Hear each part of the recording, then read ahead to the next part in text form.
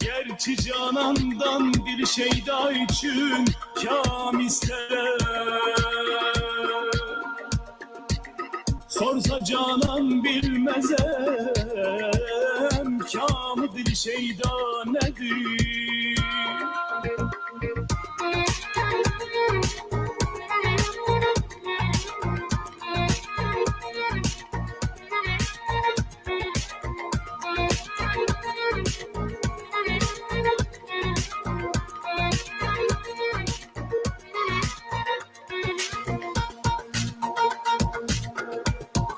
ستاره آسمون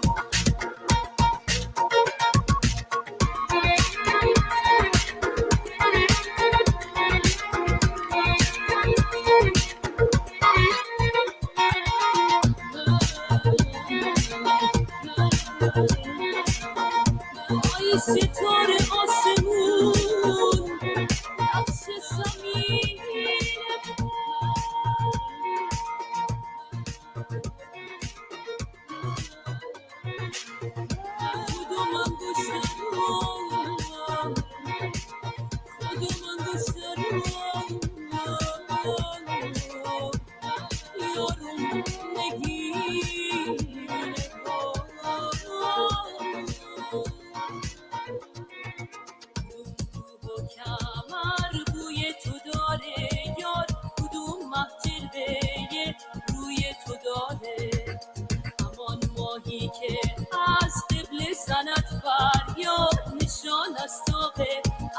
روی تو داره مجنون نبودم مجنونم کردی از شهر خودم بیرونم کردی یار مجنون نبودم مجنونم کردی از شهر خودم بیرونم کردی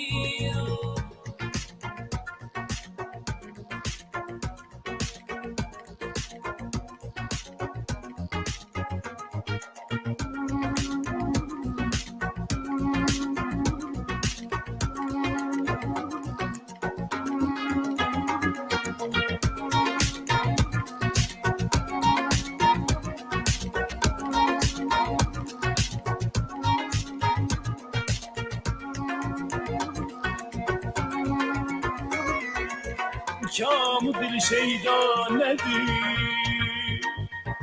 مجنون نبودم مجنونم کردی از شهر خودم بیرونم کردی مجنون نبودم مجنونم کردی از شهر خودم بیرونم کردی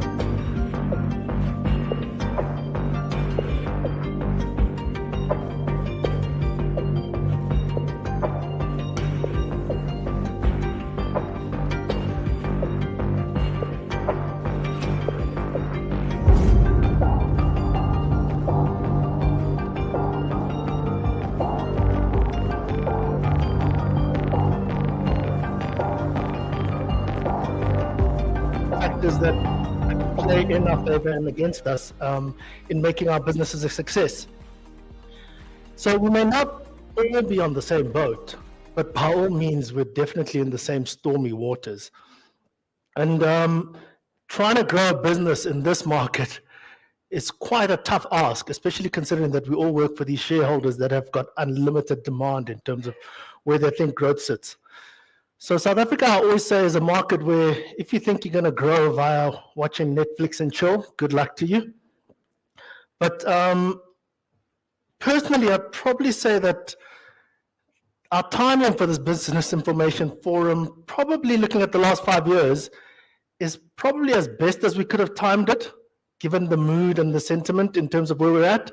This is probably as good as most have been feeling relatively if you measure over the last 5 years. So I'm conscious that I'm speaking to people that are in risk management. So I can't get on stage and get all rah, rah, rah and sales-like. I mean, salespeople are very good at that, but that's not what we do. But it's just more to call out that, the sentiment change is noticeable, and it's something that we should actually take into consideration. So it's hard to be a Debbie Downer when you've just seen Akane Simbi not only break the national record for the 100 meters, but also finally get a gold medal as he ran anchor for the 4x100 men's relay at the Olympics. How could you not have a lump in your throat when you saw the interview for Tatiana Smith after she won gold, and she was teary-eyed, going on and on about how the last 3 years have been a struggle, and particularly focusing on the fact that she was suffering from the gift and the curse that comes from what it means to be a success in one's field. And then I look at last Friday, well, Saturday, last Friday being a public holiday, we had a bit of a late night in our family. So I didn't get up to watch the rugby. So to wake up and realize that it took South Africa having 2 players off the field, that the Australians could finally put some points on the board, and that we walloped the Aussies 33-7, that made me really feel good about being South African, living in South Africa. So things are adding up, and it's giving us a lot to celebrate, and it's not just on the sports fields. If you look also from an economy perspective, I mean, a lost joke for us now, it's actually becoming a stale joke now, is counting the number of days it's been continuously since we've last had load shedding. In 2023, 6,907 hours were lost to load shedding. That's 288 productive days we're never going to get back. So yes, granted, 2024, we lost 68 days, but that all happened in the first quarter. That was all in March, up to March. So it kind of changes the mood and the sentiment when things like that start changing. When you look at economists, they're even starting to get a little bit optimistic. Yes, it's been 6 weeks of our government of national unity, but you're starting to get economists actually talking about a liftoff. And I mean, I know economists have got the other hand and the other hand, but we're really starting to feel the strength of that. The rand is pretty much where it was where the year ended last year. And depending on whether you're a glass half full or glass half empty type of person, you're going to focus on the fact that the rand is well above 9% stronger than where it was at its weakest, which was June last year. Or you're going to tell me about how the rand is 36% lower than where it was strongest. Can you believe the rand was at about 13 in June 2021? But having said all that, I've been burnt enough to remain cautious, so I'm not going to be Pollyannic about all this. But the point, I suppose, is to say that as the economic climate changes, we've also got to change our lenses and manage our risk appetite, because you don't want to be in a position where you're still in the pessimistic zone and worried about the death blows, while everybody else is getting a lot more aggressive than you and growing their business. So before we dive into the nitty-gritty of today, staying ahead, let's take a moment to appreciate this venue, Empress Palace. I think it's quite ironic that we've taken a bunch of people that are typically prudent in their decision-making, are not into gambling and wild decision-making, and we plunk them in a venue right next to a casino and hotel. Okay, but we didn't choose the venue because of the hotel, the spa, and the casino. It was more about the conference facilities that are here and the location for us to all be able to get here. So the theme is grow your business with the right data, tools, and insights. And we have a lineup of subject matter experts and industry guests who will discuss the value of combining the right data, analytics, and technology to grow your business. So offering credit terms to boost your business growth is pretty much of a tricky act. Offering credit terms that are aggressive for your sales growth is also a tricky balancing act. We're busy balancing for speed to decision and the fact that you don't want to take on unprofitable business. Nobody wants to sit in with a bad book. So yes, nobody is popular when they sit in the business calling out statements like, it's not a profit until it's not a sale until the money's in the bank. But it's an important thing to be actually calling out, because winning at all costs can become perilous if one is not careful with their book. I kind of see the risk management element and the role that you guys play as the lifeguards. I mean, you can't have a person out at sea swimming all the way out and they can barely even doggy paddle. That's why we need a lifeguard. I also find it funny that I use analogies that have to do with the sea and stormy waters, when most of you that know me know that I'll never be caught swimming out in the sea. The swimming pool is as deep as I'll plunge myself underwater.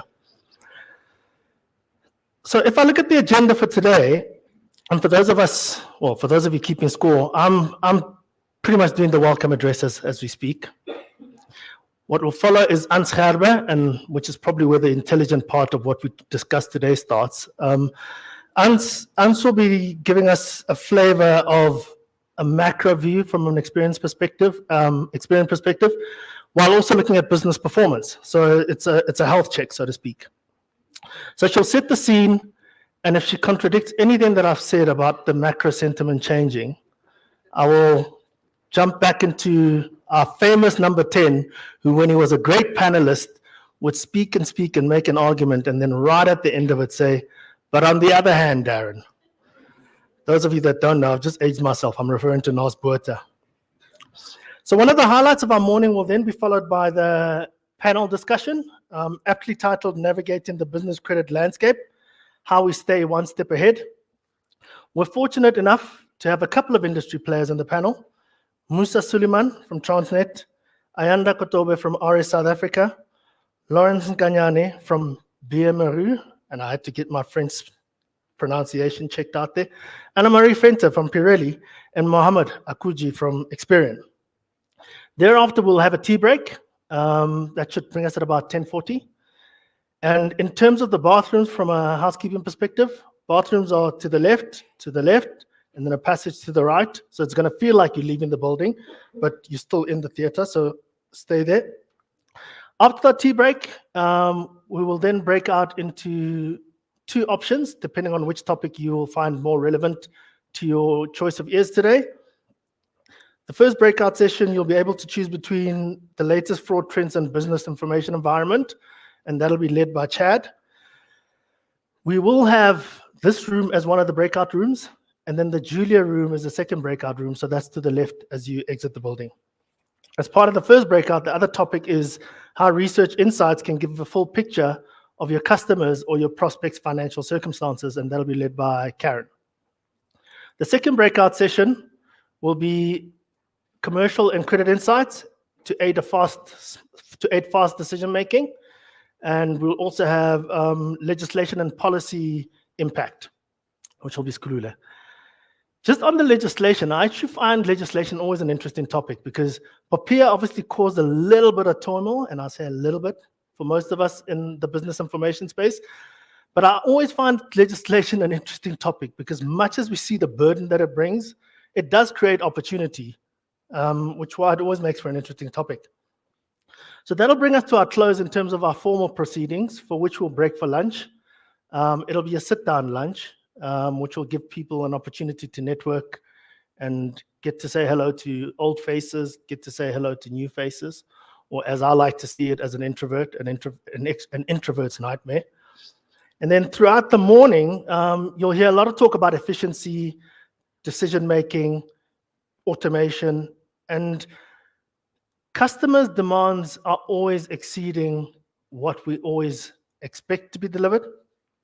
And I guess the way to look at it is, how do we balance the speed between the customer's demand to have a decision made quickly versus the risk of being too slow in your research process, winning the business, but then having a bad debt that you're going to be writing off. And of course, getting speed right and having no stability is also not useful. At Experian, we're quite proud of our technology transformation that we've been taking over the past few years. And thank you very much for going through this journey with us, particularly as we went through the pain of migration. But you will have to admit, being on the other side of this coin now, it has been well worth it. If you look at the speed with which you get online inquiry now, the stability of the platform in terms of availability, and the look and feel itself of our online business report when you're using BIQ, it's total night and day. And then as we roll out our services like our new scores, portfolio, digital onboarding, it's exciting. But the best part is it doesn't mean we end there. There's more to come. So we're now in a position to be more responsive to market changes and, more importantly, your needs as our customers. In terms of housekeeping itself, if I can just remind the audience in the room, please put your phones on silent. And then for our delegates that are joining us online, if you have any questions, just pop them in the chat and the team will get them to me and then we can address them. And with that, let me welcome Ans Gerber, who will be our first speaker for the morning. Ans is a data scientist in the innovation team at Experian. Ans has experience in analytics across various disciplines. In her current role, she is part of a dynamic team that continues to push the boundaries of what is deemed typical bureau activities. But she finds new data assets for us by building new products and models, creating value propositions for our clients in the industry that we look to make for our endeavor of creating an inclusive economy. Ladies and gentlemen, Ans Gerber. Thank you, Tabo. Good morning, ladies and gentlemen. Thank you for the opportunity to share with you what we've seen from a business perspective, what's happening in the world around us. Before I kick off, let me just share with you a lot of the views that we will be looking at today here comes from the Bureau directly, so off the Bureau data. But I'm also leaning on some other giants. You'll see there's an icon there for econometrics. So we work closely with the team at econometrics. They are experts at economic modeling, and they help us to understand what we see in the macroeconomic environment that we report on actually every quarter. Maybe by show of hands, who has ever heard of the BDI, the Business Debt Index? A few of you. Awesome. Marvelous, Ferdi. I'm glad you've also heard about it. That's always a good sign. So we create the BDI in collaboration with econometrics. You will also see some graphs that were created by a company called The Outlier. They call themselves data journalists. So they make sense of data in a way that's actually easy to understand, sort of a coffee table conversation if you want. I've got some facts in there, but just to set you straight on some comments that you made earlier, so hang in there.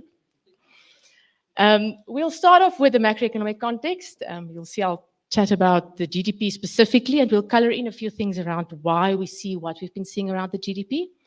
We will then be moving on to bureau metrics specifically the debt-age ratio. So if you're a keen reader of the BDI, you would be familiar with what those are. But don't worry, there'll be 2 theory lessons as part of this presentation. So you're welcome to take notes. So we'll go into the debt-age ratio specifically. And then we'll also speak about the BDI metrics itself, the sectoral view. And when we get to that, I'd like to just sort of think of a number of different hats that you need to be wearing. Firstly, the hat of the sector or the industry in which yourself operates. So if you've got a transport business, for example, that's the sector within which you operate.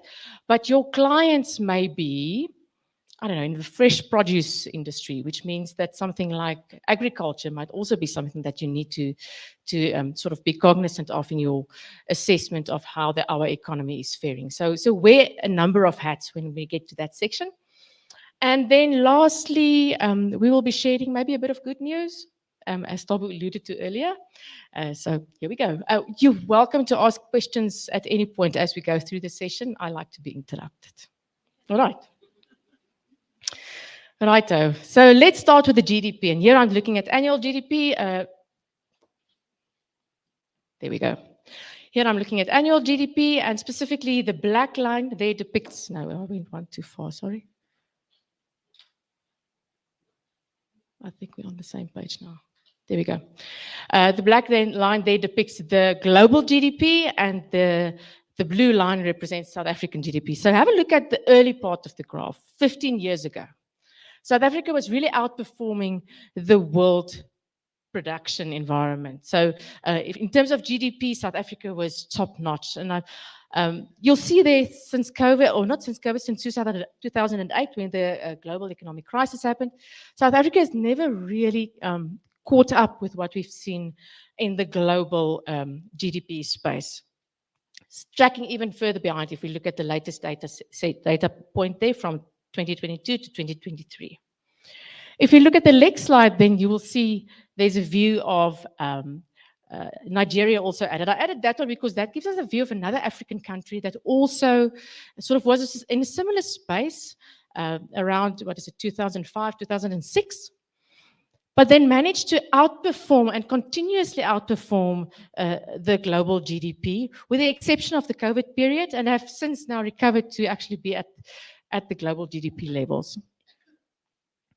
What I also share with you is a marvelous yellow dotted line there on the chart, and that depicts India, the star of the show in terms of when it comes to GDP in the world context. Maybe just a few things. I have to go one slide back just to share with you why we see what we see in the South African context, and we all know this, but let's call out the elephants in the room, shall we? Firstly, our SOEs in this country is really not in a good space. They are not delivering what we expect them to deliver. And here I can call a few names. I can say Transnet. I can say Eskom. Sorry.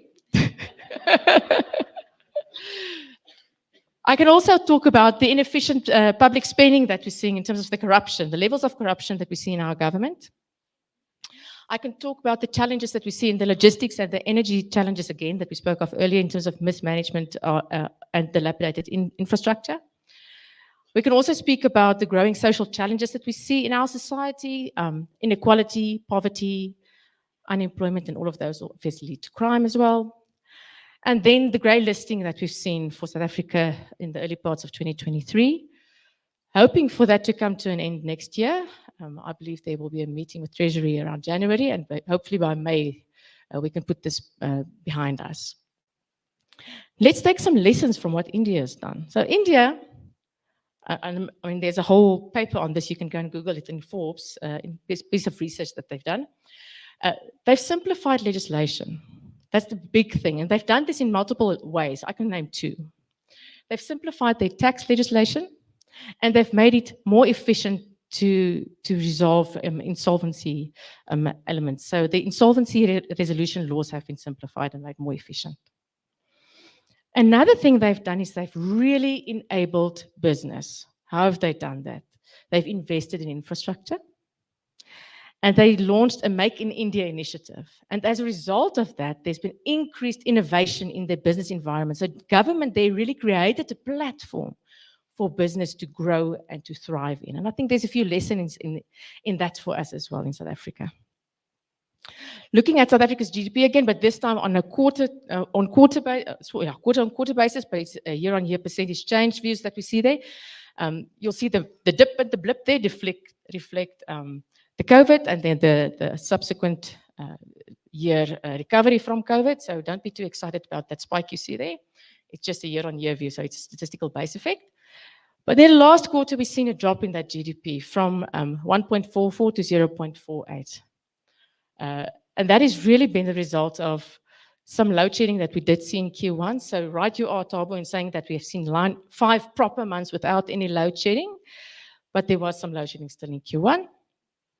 And the declining fixed capital investment, and that's a key thing for us that we've seen over the last 3 quarters really in South Africa, where government investment into infrastructure has really not been at the same level it has been in the period of a good 2 years or so prior to the last 3 quarters. And we'll look at some detail behind that.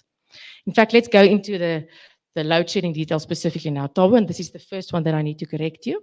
It was not 288 days, but actually 289.5 days. So good try. We need to compare notes next time. But that was last year for the full year. Here we are standing, well, we actually pulled this data in the beginning of August, and we'll see we are still tracking, sorry, mine is moving on way quicker than yours is, sorry.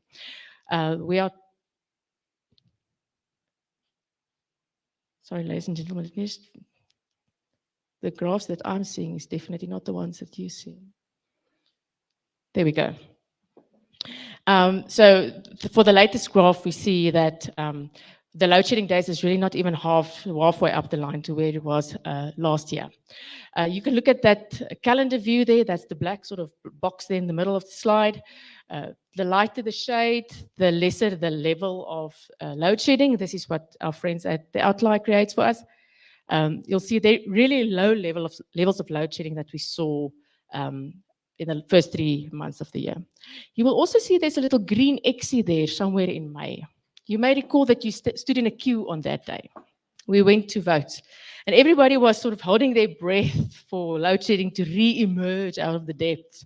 Yet here we are 2.5 months after the fact, and we still have some power. In fact, the power has been on uninterruptedly. So we're very, very grateful for that, and that also bodes well for the economy.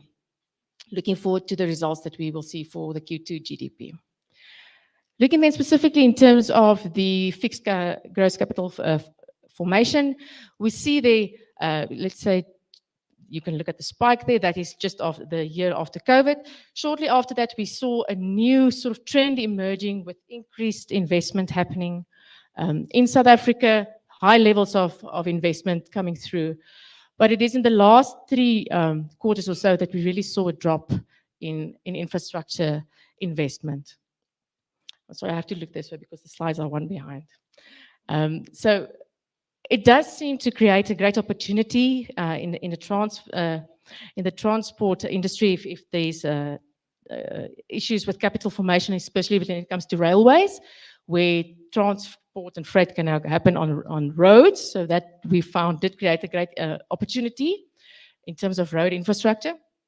But the challenges that came with that is the fact that fuel costs were high and still are high. Not so much because of the price of Brent crude, but rather because of the rand-dollar exchange rate. So great to look at the glass half full situation here, Tabo, but it's really not that full. We may hope so. Another consideration there in terms of the road freight industry is the fact that there's high labor costs prevailing. Also deteriorating infrastructure, still the name of the game there. Remember the lack of fixed capital formation. And then rising criminality that we also see in this sector. In terms of inflation, and I'm just going to quickly talk about it and then I'll share the slide with you. We've seen CPI has really continued to be at the higher end of the South African Reserve Bank's sort of target band. You see the 3 to 6%. We've seen the upward pressure on CPI was really in the early days or just after COVID as a result of the cost of food. That has come down quite significantly over the last, let's say, 2 quarters or so. Fuel prices remain high. That's really continued to cause pressure on consumers. And then another thing that also causes pressure for consumers is the fact that energy is quite expensive. We saw a 12% hike, just over 12% hike in April this year in terms of the cost of energy.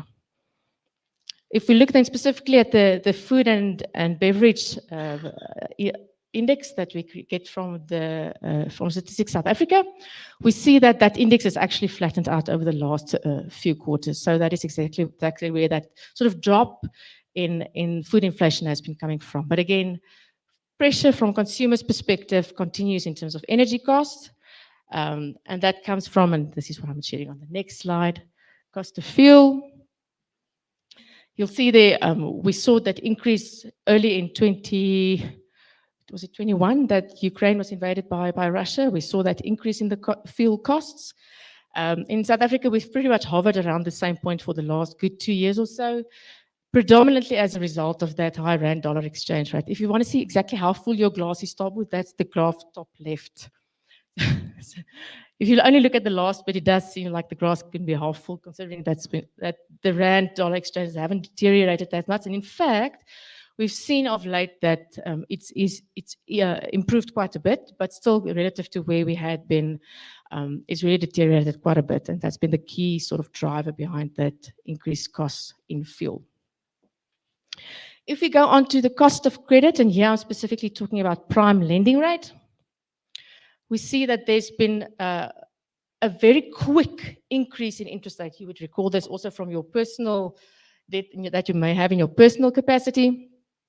The previous interest rate increase cycle was much more steady and sort of allowing consumers to get used to that. But we saw after the onset of COVID this very quick increase in interest rate and a sustained high interest rate levels.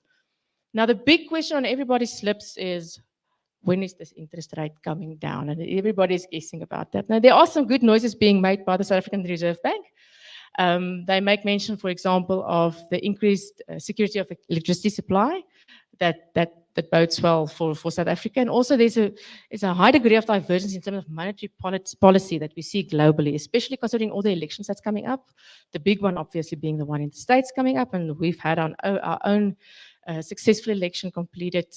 So there's really been a playing field sort of opening up for central banks to revise their views on monetary policies and to take a stance of their own accord. So it does sound like good noises if you're keen on seeing an interest rate decrease or drop this year still. I think we have to be a little bit more patient still. Probably if it's going to happen this year, it will definitely happen towards the end of the year. So we need to be a bit more patient for that one. And then another view I want to share with you is the one on consumer appetite for credit. Now, you may say, but we all business people. We are here in a BI context. In the end, our clients are all consumers, right?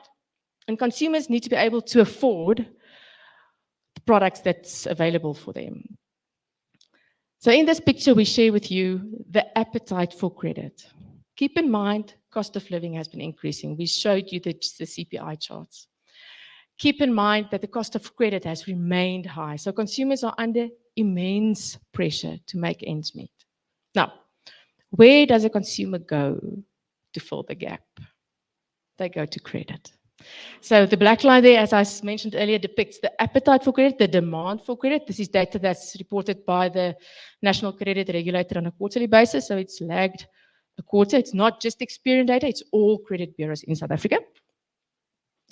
The blue lines there then differentiate between applications that were actually granted and applications that were not. And you'll see there the approval rate is under a third of late. So 2/3 of credit applications that we see coming through in the market are declined. And there's two reasons for it, two main reasons for that. And there's lots of detail behind each of them, but I will just mention the two big ones. Number one, credit risk. Banks and credit lenders has really cut down on their risk appetite. So they only go for the cream of the crop, or let me put it this way. They go to a greater extent for the cream of the crop kind of low risk consumers, number one. And reason number two is the fact that consumers' affordability has been coming under immense pressure, again, pointing to that cost of living challenges that we referred to earlier. Any questions at this point? Rightio, I will keep going then. In terms of the Bureau debt age ratio, so what we've been speaking about now is really macroeconomic context, what we see happening in the South African market, and maybe putting it into context with what we see globally. Focusing more on the Bureau data specifically, and here we speak of business credit exposure on the Experian BI Bureau, you'll see the biggest slice of that pie is really speaking to wholesale and retail trade, which is quite interesting if we consider that trade actually contributes around 13% or so of the total GDP of the market, but clearly this industry is very dependent on credit from what we see on the Bureau. The other big slices on the sorry, I just have to walk over to the side a bit. Transport and storage and communication is also a big slice of that one on 14%.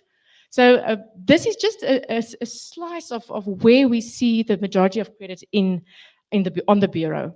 Some sectors are obviously more dependent on business credit than others, as I mentioned just now, in terms of their contribution to GDP. But most notably, as I mentioned, trade and manufacturing are the most reliant on business credit from what we see on the Bureau. In terms of the debt age ratios, and this is theory lesson number 1. So debt age ratios is calculated as the proportion of the outstanding debt in rand amounts that is over agreed payment terms. So if you are 30 to 60 days over terms or over your agreed payment terms, then we could almost regard this as payments in arrears or payment that are in arrears that was expected to be paid. We then express that rand value as a proportion of the total within terms amount the preceding month. So we lag it by a month. So it's actually a proportion of how good businesses are at making good on their debt commitments. The higher the debt age ratio, the worse they are at making good on their payments. I hope that makes sense. I'm trying to not write too many Greek letters as part of my presentation. Alrighty, so you'll see this tracking over time as well. This is part of the BDI presentation that we also make available, as I mentioned earlier. Quarterly, you'll see it spiking there to an all-time high in the midst of COVID period, and it's been coming down steadily subsequently. Interestingly, though, we've seen in the last quarter, similar pattern to what we've seen in GDP, that there's a deterioration in that debt-age ratio on the 30 to 60 day level. We do the same calculation on a 60 to 90 day debt-age ratio, just to make sure that we understand what the longer term risk metric sort of tells us. And there we also see even a more significant increase in debt-age ratio. Again, this correlates, I'm using this word very loosely, this kind of correlates with the GDP that we see that saw a reduction in the last quarter, emphasizing the fact that businesses are under increased pressure to make good business in the current business environment. All of this information, the macroeconomic as well as the bureau metrics specifically, is what we use as input to the BDI. This is the second theory lesson, so after this one, you can just relax and enjoy. Two legs that the BDI stand on, we call them the macroeconomic context as well as the business debt context. We mix these together in a big bowl. We standardize and normalize them so that it's sort of distributed around zero. A positive BDI tells us that it's improving business environment for business to operate in, and a negative BDI tells us that it's deteriorating business conditions. So you can have a positive BDI that's just lower, still signifying improving business conditions, but improving at a slower rate. So it's got a bit of momentum to it as well. I hope that makes sense. Alrighty, so deep breath, and here with the latest BDI results that we saw for the Q1 data. So again, the blip and the dip that you see there is COVID and COVID quasi-recovery because of that statistical effect. And the latest results show us actually a negative BDI, only just at minus 0.01, but still in negative territory. And this is the first time in many years that we actually see a negative BDI. Some good news to share at the end, so I'll leave it for then. But the big sort of key driving forces behind this drop in BDI that we've seen is that of the slower GDP that we've been speaking about. And the reasons for that we've identified, right? The load shedding, the trade limitations due to logistical bottlenecks at the ports. We haven't mentioned that one yet. There's water shortages that was very, very prevalent also in Q1. I know some of those still prevail up to now. And then the capital formation, the investment that's really been coming down quite significantly over the last 3 quarters. And slower customer spending because of the reasons that we've already highlighted. Another thing I want to highlight on the BDI graph here specifically is the fact that you will see prior to COVID, there was already a declining trend in BDI. And then there was the blip and a dip and a bit of a shuffling, and we then returned to the deteriorating BDI metric. Still some variation across that sort of general trend, but fact of the matter is it's definitely on a deteriorating trend still.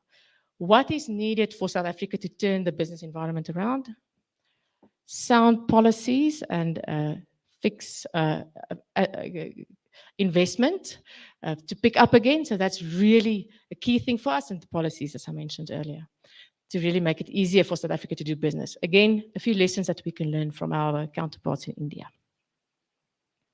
What we then do with the BDI is we split it by sector, and here is where I want you to think of the sector firstly that you operate in, but also the sectors that your clients operate in, and maybe also the sectors that your suppliers operate in, just to give it a bit more context for you. Right, going to the BDI by sector, and here you really need to excuse me because I can't see it on my screen here. You'll see that majority of the sectors actually showed a deterioration quarter on quarter in terms of the BDI, with the exception of 2. In particular, there was agriculture that showed an improvement, still in negative territory, but it did show an improvement.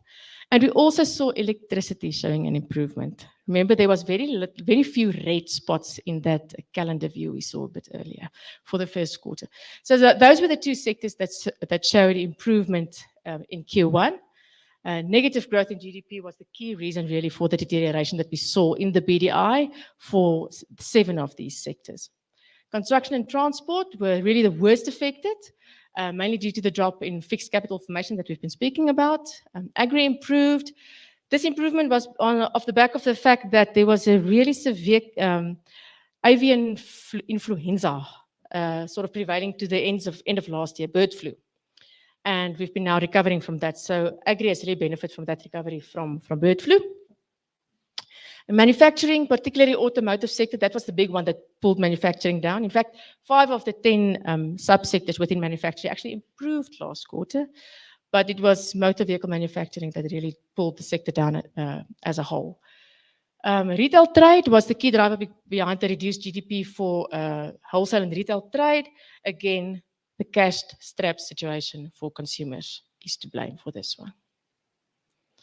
Righto, no questions yet. You're welcome to put up your hand at any point. I'll try my level best. I'm going to move on to a few specific sectors that I thought we'd focus on. I picked 4. If yours is not here, you're welcome to ask me about your specific sector that you're interested in afterwards, and I'll try my level best to help. Right, our first focus is going to be on agriculture. So the BDI improved for agri in Q1, mainly due to the recovery from the prevalent, as I mentioned earlier, the bird flu situation that we had end of last year. Key things that we need to look out for agri in the forthcoming months is the effect that El Nino will have. El Nino, you may be aware, really has an impact on South Africa's summer rainfall region in terms of our rainfall being less than what we would typically or on average expect to see. So El Nino is probably going to have a result on the production that we can see coming for the agri sector. Specifically for maize, there's actually been a decrease in 19% decrease in maize harvest projected by the Crop Estimates Committee a while back. And then agriculture also really still battle with port inefficiencies, poor rail and road infrastructure, animal disease and policy challenges. And these things continue to put pressure on the agriculture sector. So we do foresee agri to still be in a bit of a spot of bother in the foreseeing future. Moving over to the construction sector. Here we see continued downward trend on the BDI for construction for a prolonged period. Specifically, the sentiment in the sector is really not positive yet. For Nedbank's capital expenditure report, they actually highlight there's a decline in fixed investments and also highlighted the cost pressures and the high interest rates as reasons for this decline. Again, construction needs investment. And that is what we've been really lacking over the last few quarters. Load shedding also played its part in the first quarter of 2024. Again, weak capital spending. That's been the name of the game, and that's expected to continue into the remainder of 2024. Opportunities in the sector, renewable energy, public infrastructure investments. These offer some signals of hope, some areas for hope for us in this sector. In terms of building plans passed and completed, we've seen these pretty much hovering in negative territory for the last few quarters as well. Growth in building plans passed improved slightly, but for the most part, it's really still in negative territory. Growth in buildings completed dropped. Improved cooperation between private and government sector is really needed to boost the construction sector. A drop in interest rates would also help, because that will help all of us to expand on our homes, right? So still really hoping and looking forward for that one to come through. That will really boost our businesses as well. The next sector that I'd like to focus on a bit is manufacturing. So as I mentioned earlier, 5 out of the 10 subsectors within manufacturing deteriorated in Q1. Improved in Q1, but 5 deteriorated as well. And the most severe deterioration was seen in motor vehicle manufacturing, but we also saw meaningful deterioration in the basic iron and steel products, sort of going together with that sector as well. Still on positive BDI territory. So as I mentioned earlier, it's just slowing down in terms of the improvement in the business conditions. Lower levels of load shedding was positive, but was still outweighed by the sluggish demand. Again, cost of living, consumers not affording things like motor vehicles, etc., to the same degree that they used to. And food and beverage production has been doing well of late, in spite of the high prices, which has really dampened demand. However, we all have to eat. So if I'm going to buy a car or if I'm going to have something to eat, which am I going to choose? So the food and beverage industry still stays afloat for now. Still on manufacturing, focusing here on the growth, the GDP specifically for manufacturing. We see that in spite of the load shedding, the latest production growth was actually disappointing. This aligns with our low demand from consumers due to the cost pressures, and also aligns with the view that significant expansion in this sector remains challenging and that structural reform of the economy is required to boost the sector. Investment, investment, investment. Righto, the last specific sector that I just want us to focus on is trade. And here we speak on the combination of wholesale and retail trade. And as I mentioned earlier, as a sector, it was really predominantly pulled down by retail. We can put up hands to answer this one because it's the same story as with all the other ones. Consumers just cannot afford retail products to the same degree that they used to previously. We also saw the appetite for credit graph. Remember that one where less than a third is actually approved. So less than a third of the applications is actually approved. So trade is really also battling to be in positive territory as a result of retail specifically. Some positive performances was seen for wholesale trade, for tourist and accommodation. Anybody here that deals directly with the tourist and accommodation sector? Yeah. Do you remember how fun it was during COVID times? And then restaurant and catering and fast food industry. I never thought I would say this, but I remember in COVID period, these were the industries that were really battling. And now they are the light point in terms of the trade and industry sector. So there you go. Times do change. In terms of the retail sales growth at constant prices, again, this is data that we see from Stats SA. Again, this sector would benefit immensely from a drop in interest rates so that we can boost consumer activity in this market specifically. Food inflation has been slowing. We could expect to see signs of growth coming through in retail sales again. All right, so making a bit more funds available for consumers to maybe afford a bit of retail products. Rightio. Then I thought I'd end off with some good news. Firstly, back to the BDI. I've given you the bad news of the negative numbers. So what's the good news then, you might ask me? Well, the good news is that Q2 really showed some promising signs. We've seen the absence of load shedding. We've seen increased container volumes being processed at our ports. We've seen inflation falling slightly. It's now at 5.1. And we also have seen that we also know that much will still depend on the success or otherwise of our newly formed government of national unity. But there are some positive sounds, and this one I can concur with you, Tabo. There's definitely some positive sounds from the GNU coming through. So looking forward to the BDI, not necessarily shooting out the lights, but definitely going back to positive territory again in Q2. If you've never seen the BDI before, let me just mention this as well. We do have a free version that we make available online. So if you want to know what's happening in your sector, you can already see it from that free version of the BDI. So please reach out to your account managers. They know BDI inside out. So then we can share that link with you if you are interested to track the BDI for your sectors that you are interested in. The last little bit of good news, and this comes from our friends at The Outlier, and it's back to Eskom. I don't know if you guys have seen this chart before, but 71% of Eskom's generating capacity is in working order. This is the highest it's been in 3.5 years. So awesome news for South Africa. Really, things are looking better at Eskom in terms of generating capability or capacity. This is an improvement of 49% since the start of the year. Fewer breakdowns, better maintenance, and these things are keeping the lights on for us. All right. And that is the end of my presentation. Any questions? Oh, sorry, you can applaud. Ferdi is here. He has to hear that.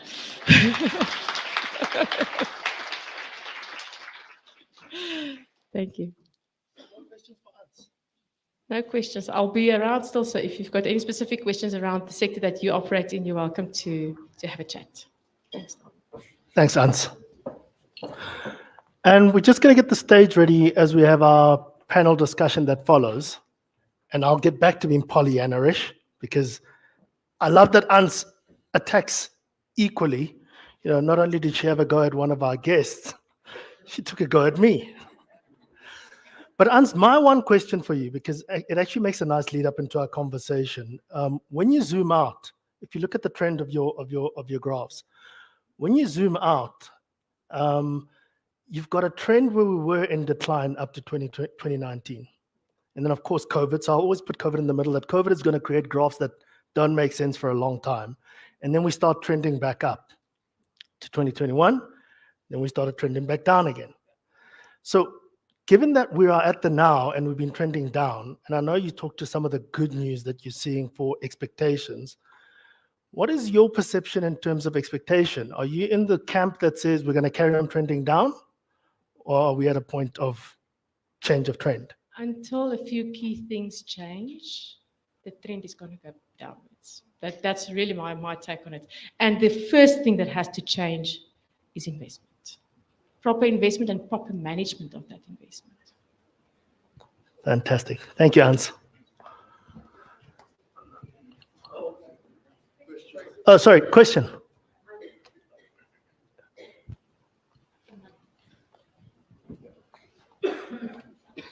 Thank you. So as credit providers here, if we lean into that trend, won't we make it worse? Because we provide the money that's used for investment. So if we tighten credit more and more, don't you think that will make the trend go faster down? I think you have to be smart about it, because you have to show a return on that, because that's actually investment for you guys. You have to be smart about how you go about it. The right thing to do is to keep investing, but don't just do it willy-nilly. That's not a word. I just invented that word. So the key thing there is really to be smart about it, to read the market also. And sometimes as analysts, we get so stuck in the detail. So make a point of zooming out a bit and seeing the macroeconomic context within which we are operating and what the trends are within that market. Another thing that we as analysts often battle with is we want things to happen immediately. But these wheels turn slowly. Yeah. You'll see, even the graphs that I shared, most of them is quarter-on-quarter basis because of the fact that these wheels turn so slowly. So keep investing, be smart about it. Thank you. Thanks, Hans, and thanks for that question. And we will move now to the panel discussion if there's no more questions. No more questions, no more questions. Last take. Can I ask our panelists to come and join us on stage? Are we moving this? And Ferdy, it's probably a good thing that we don't have you on this stage, because please, everybody who is tall, be careful of our ceiling here.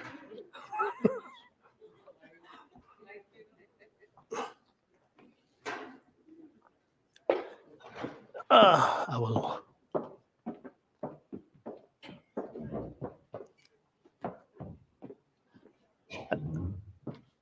That's my seat, Mohammed. I've got to at least try and look at you guys. Trying to see if we.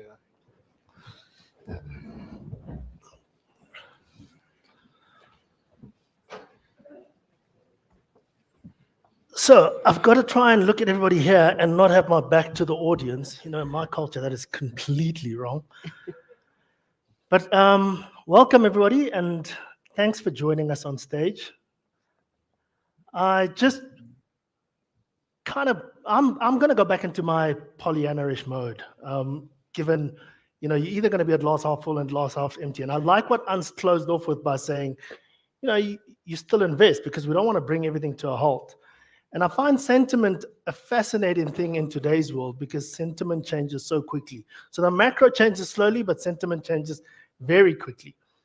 And I suppose that's what part of our challenges is in managing books and when we're managing risk. So in the context of navigating the business credit landscape in today's economic climate, if I could start with you, Musa, and maybe by way of introduction, because I've only known you in my life at Experian while you've been in credit at Transnet.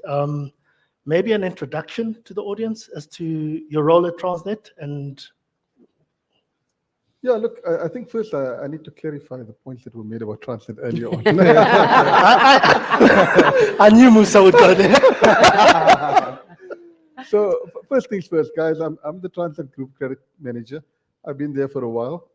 And look, we've been through some difficult times over the last few years. I mean, it's been in the media. Everybody has seen what has happened. But we've had a change in leadership, and I think it was September, October last year that we've had a change in leadership, and things have changed, things have improved, and we can actually start seeing the green shoots. And the most important thing is that we have started to engage our customers, which is the livelihood and the blood of an organization. So that's starting to yield positive results. And also what happens is that customers are now starting to come forward and wanting to collaborate with us. So whereas before, they know our hands are tied in terms of certain capital investments and those kind of things, and they're coming in. So I'll just give you one example that we had on the coal line. We needed certain equipment that we needed to get, but the lead times and our entire procurement process was so slow. They came in, they procured the stuff, they brought the equipment in, and we were able to keep running the trains. So there's a lot of good stuff that's happening at Transnet, and keep watching the space. I mean, the bottom line is that we at the livelihood, we're the heartbeat of this economy. I mean, South Africa is a mineral-rich entity, a mineral-rich country. We need to get those products out to the ports and exported. If we don't do it, nobody else can. You can put hundreds and thousands of trucks on the road, but it's never going to get to the point where you're going to be able to reach the levels that you need to reach. So, guys, one of the things that we do ask the guys in the marketplace, keep talking us up. Like for example, your previous speaker spoke about, they spoke Eskom up. And, we're very closely linked with Eskom, and we know a lot of negativity stuff about Eskom as well. But the fact that, she comes up here and she speaks positively of Eskom makes me also think that, stop knocking the situation down. Keep talking up, building people up. And the reality is that we need that positivity in this country. We're getting to the point where, credit, the gentleman asked a question early on, and that's exactly which leads to my discussion today. Yeah. And saying, how do we go about making sure that we grow the economy? Now, one of the things that at Transnet, which we've done, and I've successfully managed to do this, given the seniority of the role. Now, many a times you find that your credit department is not even called credit. It's called a debtors department. Yeah. Sitting in the corner on the mezzanine level, and you just do your work and keep quiet. So, at one of the Experian conferences a couple of years ago, I made this comment that your credit executive should actually be on the exco of the organization, because they wear all the hats. They've got the sales hat on the one side, and they've got the risk on the other side. So how do you combine the two to make sure that we grow the business? And if we don't grow the business, so absolutely true. So for me, one of the key challenges that I had early on in my career was to convince the exco to say, look, guys, what's your appetite? What's your appetite for business? Are you in a growth strategy? Are you in a maintenance strategy? So if you're in a growth strategy, what level of impairments are you allowing me to carry? Because if you allow me to carry certain impairments, then end of the day, I can loosen my criteria. I can, the banks do it all the time. I mean, you see the headlines, Capitec, reduces lowers the levers. So, they bring in a whole lot more guys on, because it all comes back to the impairments that you can carry. If you can't absorb those impairments, then end of the day, grow the business, get some competitive advantage in the marketplace and bring that credit that you previously would not have done, but manage it.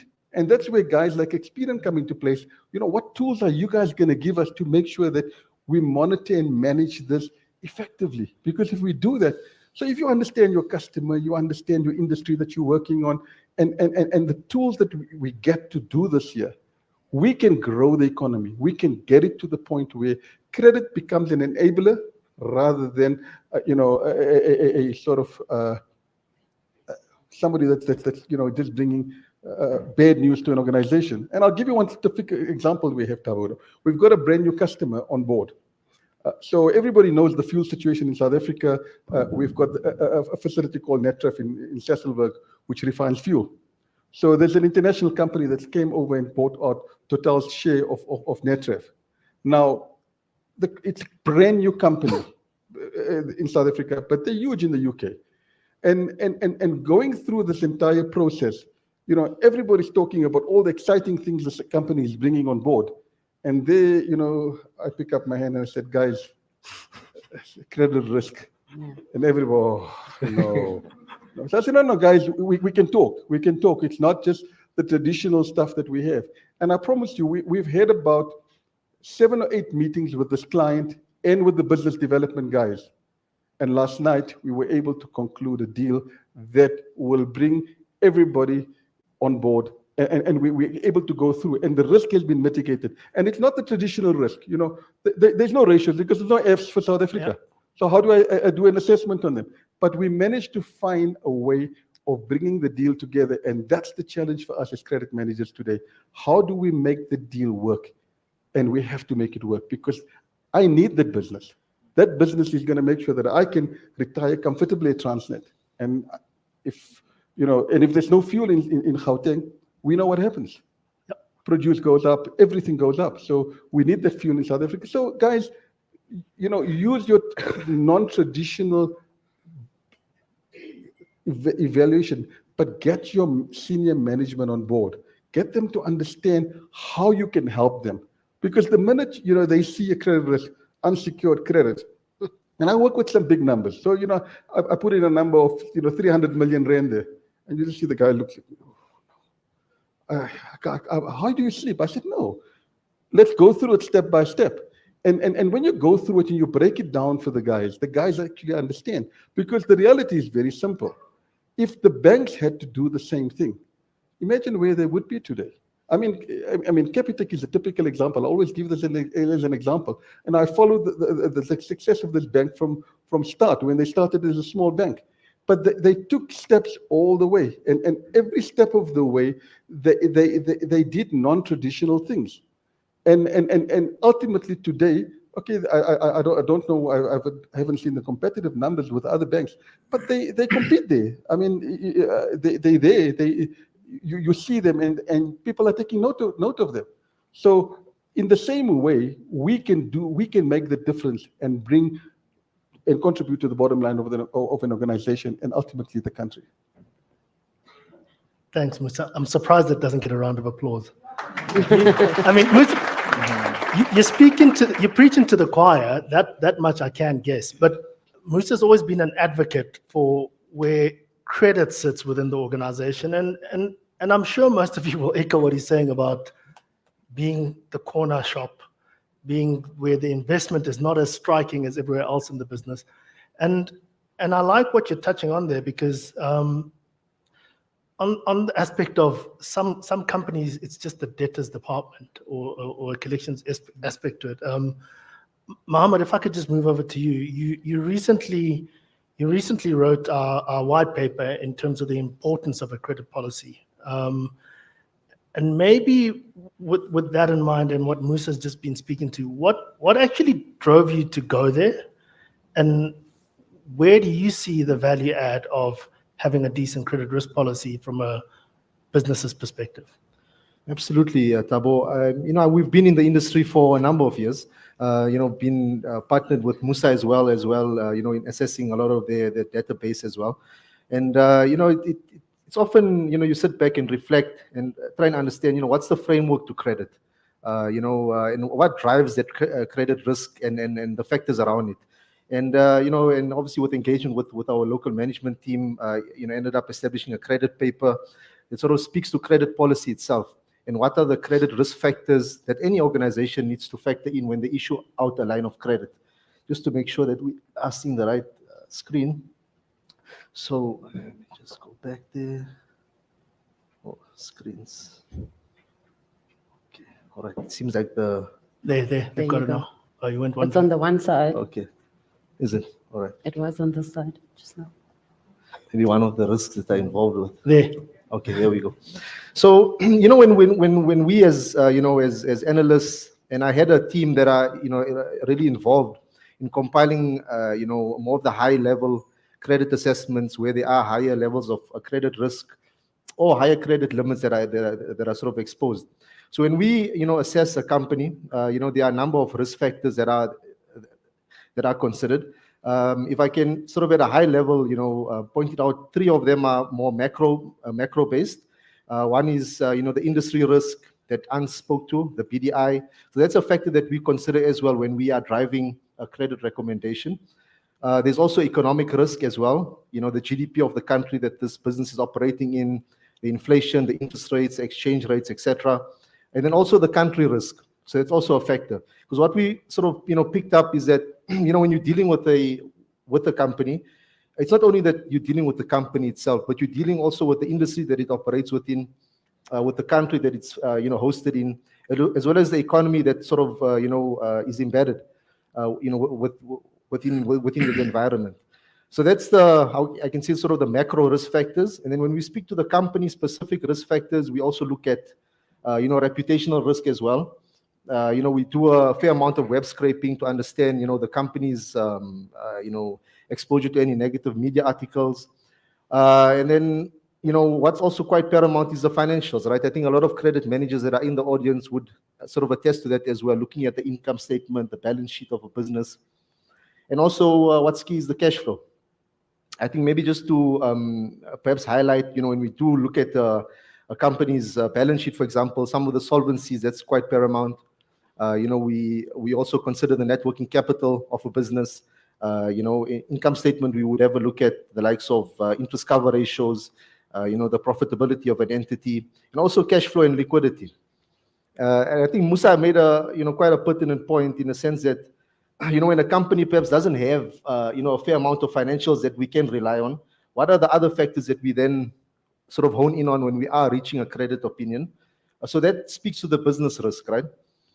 So often we would, sort of break it down to the model assessment, understanding that value chain of the business, the statutory indicators, the information from CIPC, as well as the relationship data. And yeah, I think we are looking at the same slide. So, just to unpack perhaps, a bit of the business risk when we are assessing, a particular company, we would, within the three, I can say legs when we are assessing them, one would be the business model assessment. So really unpacking the history of the business, the longevity of its operations, governance and management, which is critical, right? I mean, having a look at the directors on the board. Are there any judgments against the directors, any judgments against the company itself? And then also, understanding intricately, the nature of this company's operations. And it's sort of a one shoe fits all type of scenario. Often the case is when we're assessing, perhaps a company perhaps in Musa's field, within mining, some of the underlying risk factors for that assessment would include the likes of the life of mine of that particular, establishment, also the community involvement, exposure to any community unrest, etc. Whereas if we were to be assessing an FMCG entity, some of the, more prudent risk factors would be the likes of, investment in capital expenditure, and then offtake agreements, etc. And then the second leg would be, another risk factor would be statutory indicators. So this is the CIPC data that we, would be pulling in, having a look at any judgment indicators, tax compliance, against the entity, are they compliant with their VAT and I mean, that's the last person that you want to be messing with, right? And then the last but not least is the relationship data. So I know bank codes is becoming somewhat of a scarce commodity, but having said that, we still try our best to obtain that reference. Also trade reference data, how are they paying their alternate suppliers? And, that then allows us to assess the actual business risk of an entity.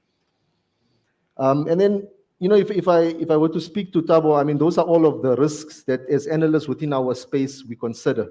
But then how does it speak to, from a credit management perspective, the type of services that Experian offers to the market? And, I think I can confidently say, across the entire credit life cycle, we are able to offer those services comprehensively, and having considered all of those risk factors that I've just spoken to.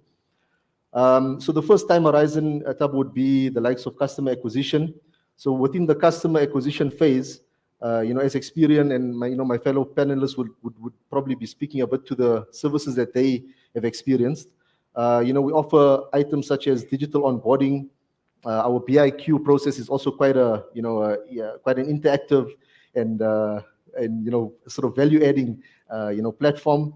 And then the fourth point under customer acquisition would be research credit reports. And perhaps I'm a bit biased because I'm from that space. So I've got an extra slide that speaks to that, Tabo. Whenever we get a bit of airtime, we're normally in the back office, so we can promote, why not? And then the next horizon, would be under customer management. So within that space as Experian, we offer, products such as portfolio, the business information alerts if there's been any swings to the entity's, profile. And then also, again, research credit reports we feature in both sort of time horizons. And then last but not least, when it comes to accounts receivable management. So this is, I suppose, I wouldn't say the ugly side to the credit management process, but when you need to send out a collection letter or an adverse listing on a bureau, those are also services as Experian that we can bring to market. Right? So the next slide, this is, just bear with me, it is a bit more in-depth. But again, sort of pulling in that same theme from the previous slide in terms of research credit reports. So the space that I play in, tangibly, I thought, just to guys sort of give you, the audience an understanding of what's the process. So on sort of the top end of the slide, you'll see that, as a credit manager in your space, from your perspective, your client would submit a credit request for credit with you. The credit application is then generated. Third step, you would engage Experian for the credit vetting process. And then if we sort of zone in on that engagement, right? When a request for a credit report comes to us, what exactly do we do as Experian? And then, the first port of call would be the interview process, right? This really depends on the level of credit insight that is required. If it is a sort of a more entry-level type of assessment, we've got interviews that are done telephonically or via Teams. But also in the space that I play, I represent the Platinum department at Experian, where we get involved in more of the on-site reviews. So we've been fortunate enough to have done these reviews across large areas of our country, but then also into Africa as well. And I think what we are seeing a lot of requests coming in for reviews in our SADC neighbors, within like DRC, a lot of the mining activity that's happening there, Zambia, for example. So we've got a team that actually goes out, does a site visit. You've got boots on the ground, really understanding and articulating, the actual. Sometimes you sort of need the gut feel, right? When you're out there, you're sitting with the FM, you actually going and visiting, the plant, and those are all photographs that we actually incorporate within our delivery. And then the next step, if you want to call it that, would be relationship data. So that's I can see sort of the environment around this entity. How do they perceive this business? So the likes of bank references, the trade references, historical payments that this company is making to its supplier base. And then within that segment, the risk factors that are considered would be economic, industry, country, business, and reputational. Next step, we would then robustly look at the financial statements. At the end of the day, it's the heartbeat of a business. And I think as we alluded to, obviously all of the, prudent indicators, the solvency, and also, going, not only looking historically, but it's also vital to have a look at the forecast of the business as well. Where are they headed? What's their plans for the next 12 to 24 months? Are you seeing an investment in CapEx? Are you seeing divestment in the PPE base? So those are all indicators that we look out for within the financial statement, sort of assessment. And then last but not least, we then reach the credit recommendation. Ultimately giving the yay or nay from an Experian perspective. Should you be engaging? Should you not be engaging? Or should you be engaging with a level of sort of, how can I call it, security or guarantees? And then ultimately, you've got an opinion from us, right? And I think the sort of, in summary, maybe just to wrap up, is that ultimately and hopefully this message has come across, is that when we reach a recommendation as Experian, it's not a willy-nilly recommendation. There's a wide range of sustainability indicators that are considered based on industry, based on economic, based on company specific, based on the business model, based on the financial analysis. So it is wide-ranging. So rest assured, when you do get our opinion from us, it's something that has been considered and hopefully valued as well by the recipient. Thank you.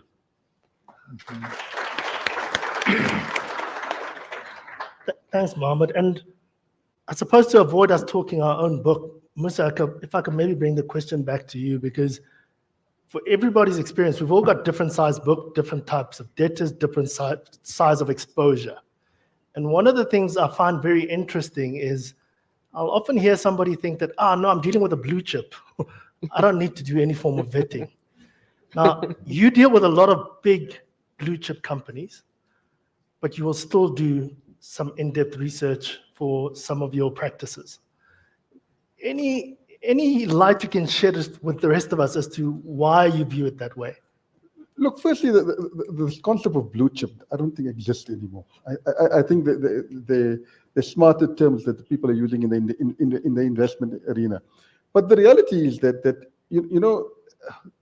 there's a lot of directors that are on multiple boards, and you find that sometimes the industry doesn't know who's who, and when you perform these due diligence around the organizations, no matter how big they are, you start to pick up relationships that you would never have come up with on your own.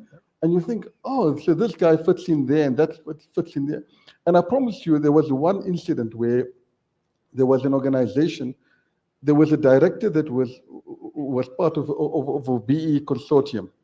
And he was also a director, he had his own company that and we picked it up. And you won't believe it, it was actually picked up by Experian.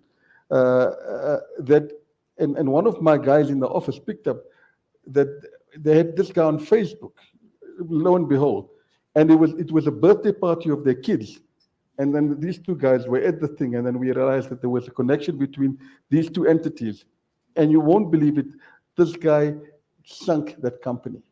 He did all the procurement through his company, took 10% markup on everything, and eventually he just sank the company.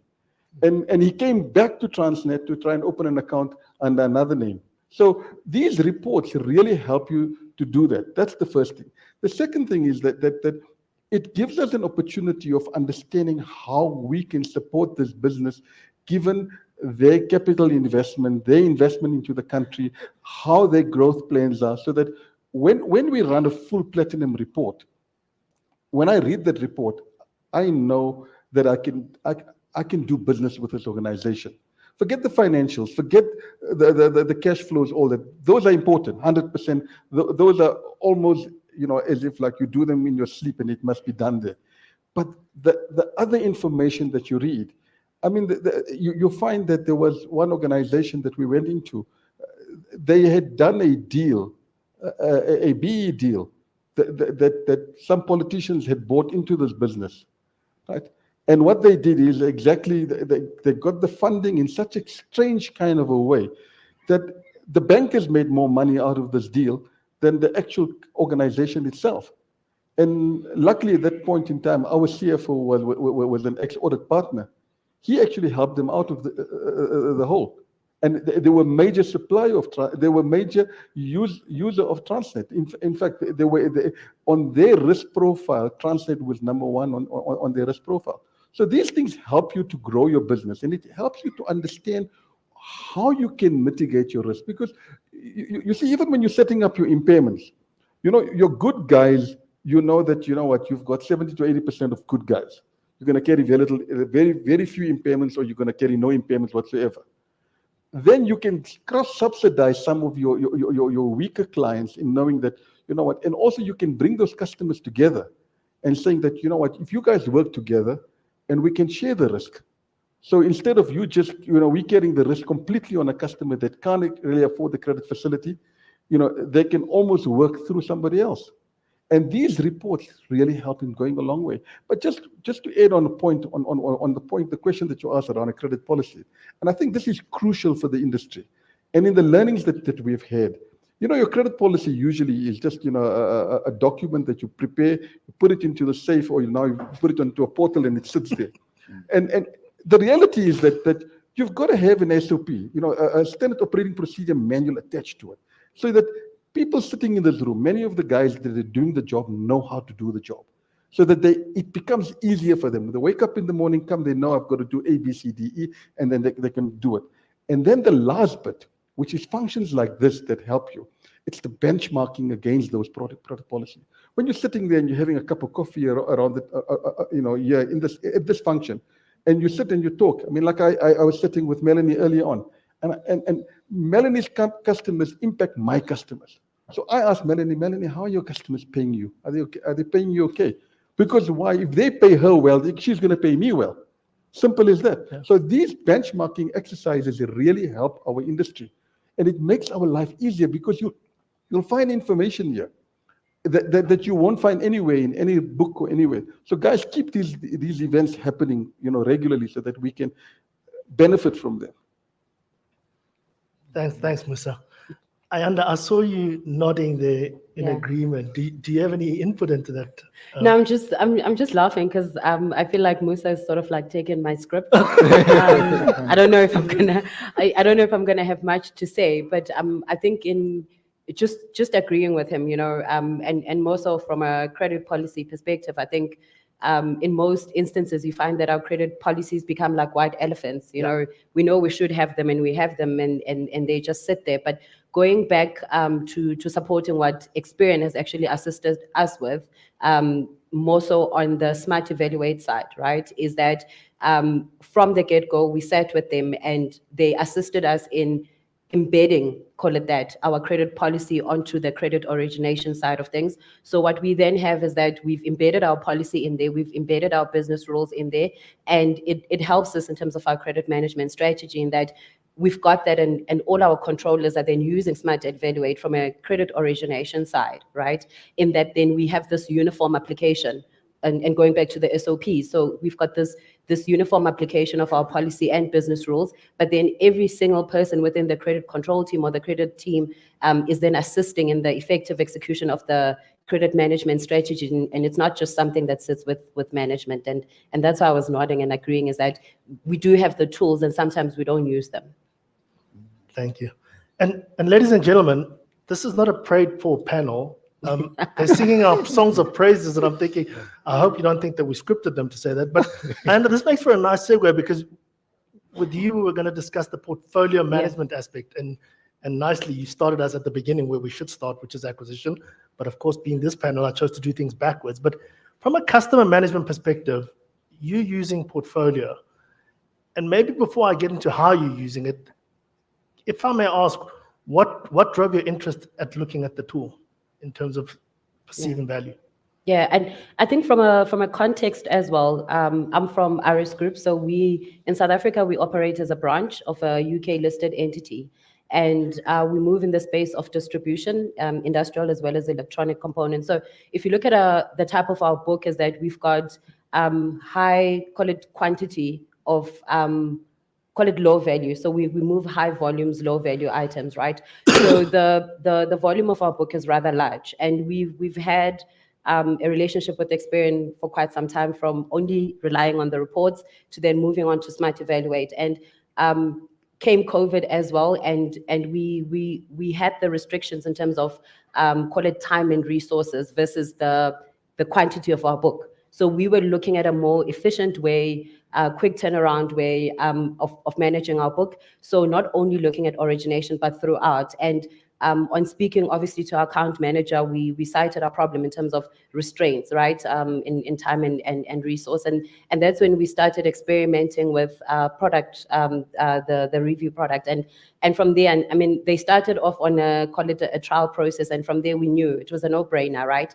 And for me, or what's been working for the team, is at my level, call it very high level, strategic level, able to use the product and not dwelling on so much of the detail, right? Because again, I get on the platform and the dashboard is there, right? And I don't have to go into every single data. The dashboard is there, beautiful colors, and colors we all used to, so red, amber, and green. And at first sight at the dashboard, I can see the health of my book. It stratifies the book, so I can see where my high, medium, and low risk customers are at. It can give me the view in terms of, again, looking back at our strategy and what we want him to do, context for our business and our credit management strategy. One of our major 2 KPIs is we want to keep our DSO at 30 days, which other people would look at as conservative, considering that we give terms of 30 days, right? Yeah. So we don't want people paying us. So basically, we don't want overdues, right? Correct. So one could say that's very conservative. And our other key KPI is that we don't want more than 1.5% of our books sitting in greater than 60 days. So again, I need that dashboard at any point in time, and I look at it monthly, quarterly, to see if we actually are then giving away call it opportunity, where again, because we are so risk averse, we don't want to lose business, but also we don't want to be that lax because we know that we are risk averse. So from a strategic perspective, I think at my level it's amazing. Love using the dashboard, and also from an ROI perspective, I love the fact that we get like a sliding scale from a pricing perspective. So in as much as there's a cost associated with every customer on our book, but it's also a sliding scale. So we can go back and decide if we want to put our whole ledger out there and pay for that and assess that, or if there is a specific portfolio within our ledger that we want to look at.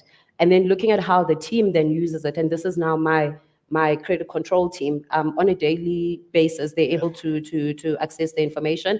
But also what is amazing is that on a monthly basis, we send the ledger through to Experian. Less than a week's time, we've got the information. So I think from us, in terms of early detection, as well as managing emerging risk, the efficiency in them returning that ledger to us really assists a lot. But I think what's also amazing is that we've got our own, call it credit management policy in terms and call it strategy, where we would stratify our book, right? And again, you don't want that whole thing of, I'm looking at the book, I'm looking at the whole graph of the book, and then there's those data that sort of like creep below the belt, and then or they don't appear, as outliers. Therefore, because you're looking at the whole book, you don't assess that risk, or it manages to escape from you. So we have that ability of splitting the book and sending them the different ledgers, and we can stratify the data, and each controller then is got a handle on their book, and they can see the trends and the graphical analysis on there. So I think from that perspective, it's a matter of giving us the tools to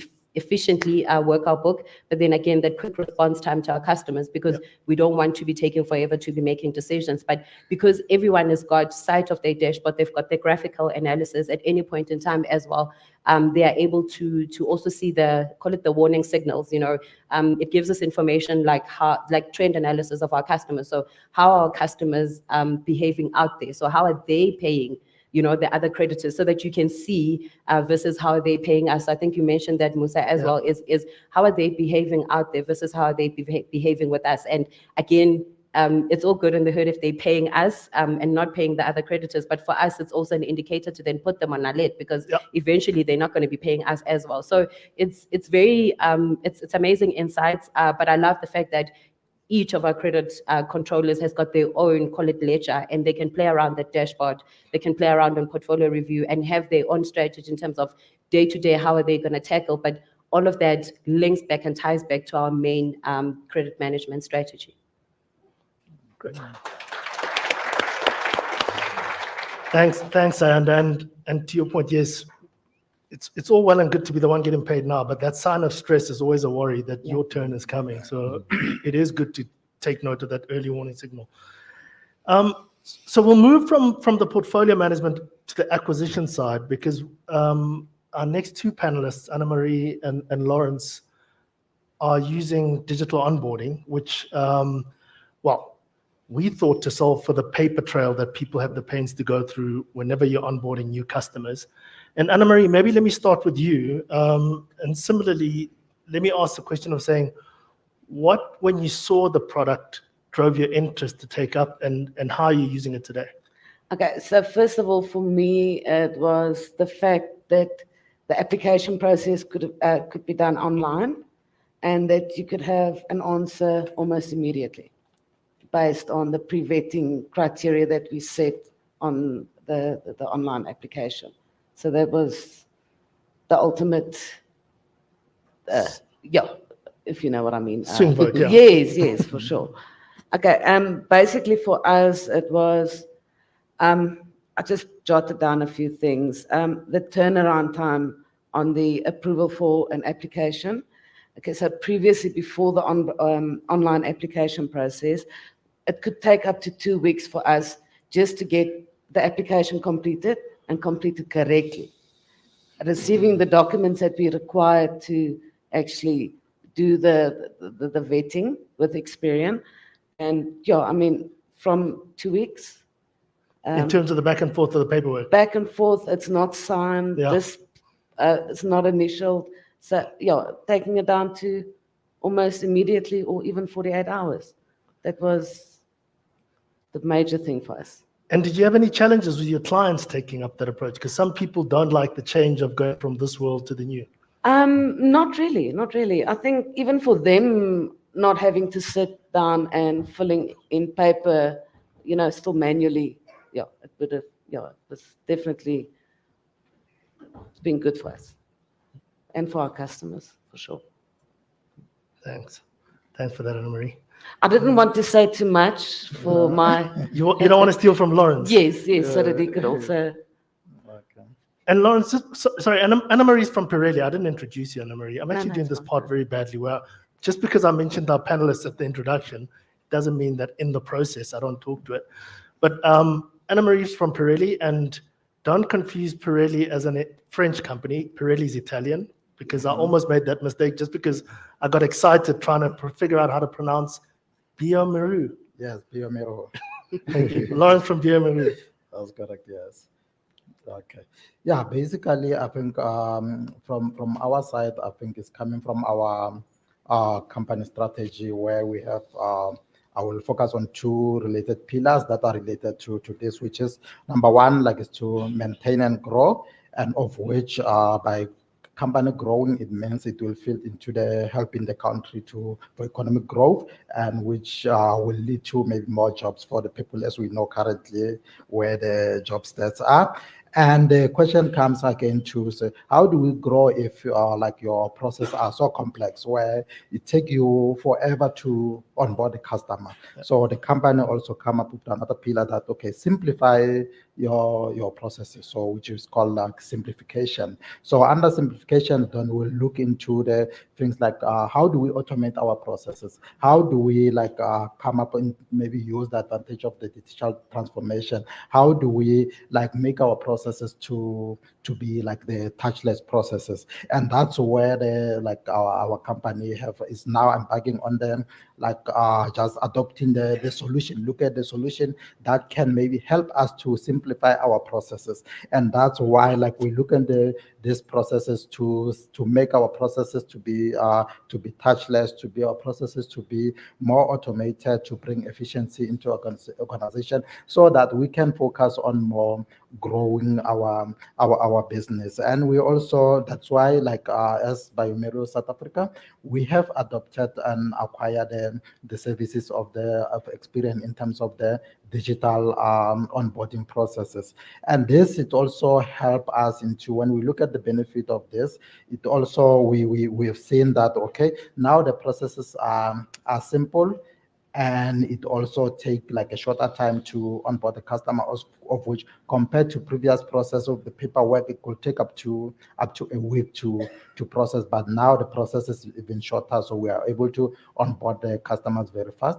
And another benefit is that this platform, we are relying into the like security of the platform, because we are not worried about the like maybe the data, because we are working with the the other people's data here. So we have a company have a very strong data privacy policy where we need to make sure that our data is secure. But we've experienced, we're not worried about that data might be compromised there. And as well as in terms of the POPIA Act, we understand that we need to make sure that we make sure that the company's information that we are using, like it is secured, is not compromised.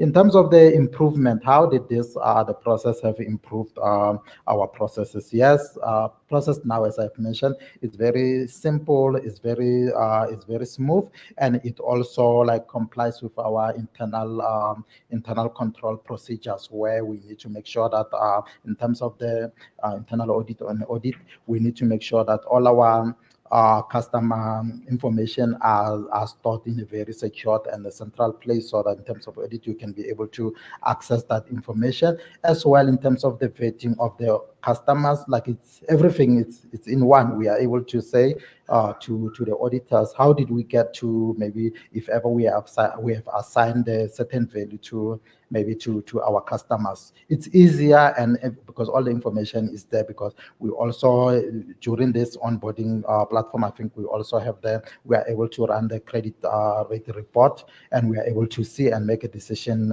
very quicker, and within maybe 24 hours, we are able to onboard the customer. And how does this impact the customer experience? Currently, I think because this journey of the digital transformation, it has been with us for a long time. So where the customer, current process it's we say, touchless from ordering up to the delivery. So with onboarding platform incorporated into our existing digital platform, I think it gives the customer from the whole complete customer integrated solution, from the onboarding up to ordering up to the delivery of the process. So now the customer have a full integrated solution that they can be able to rely on. I also just wanted to add that the most important thing for us as Pirelli was to eliminate the human element of the vetting process, so that relying solely on the information that we receive from Experian. Based So on your rules as well for Yes, the setup. yes. Thanks for that, Anne-Marie. Ladies and gentlemen, any questions for the panel before we wrap up?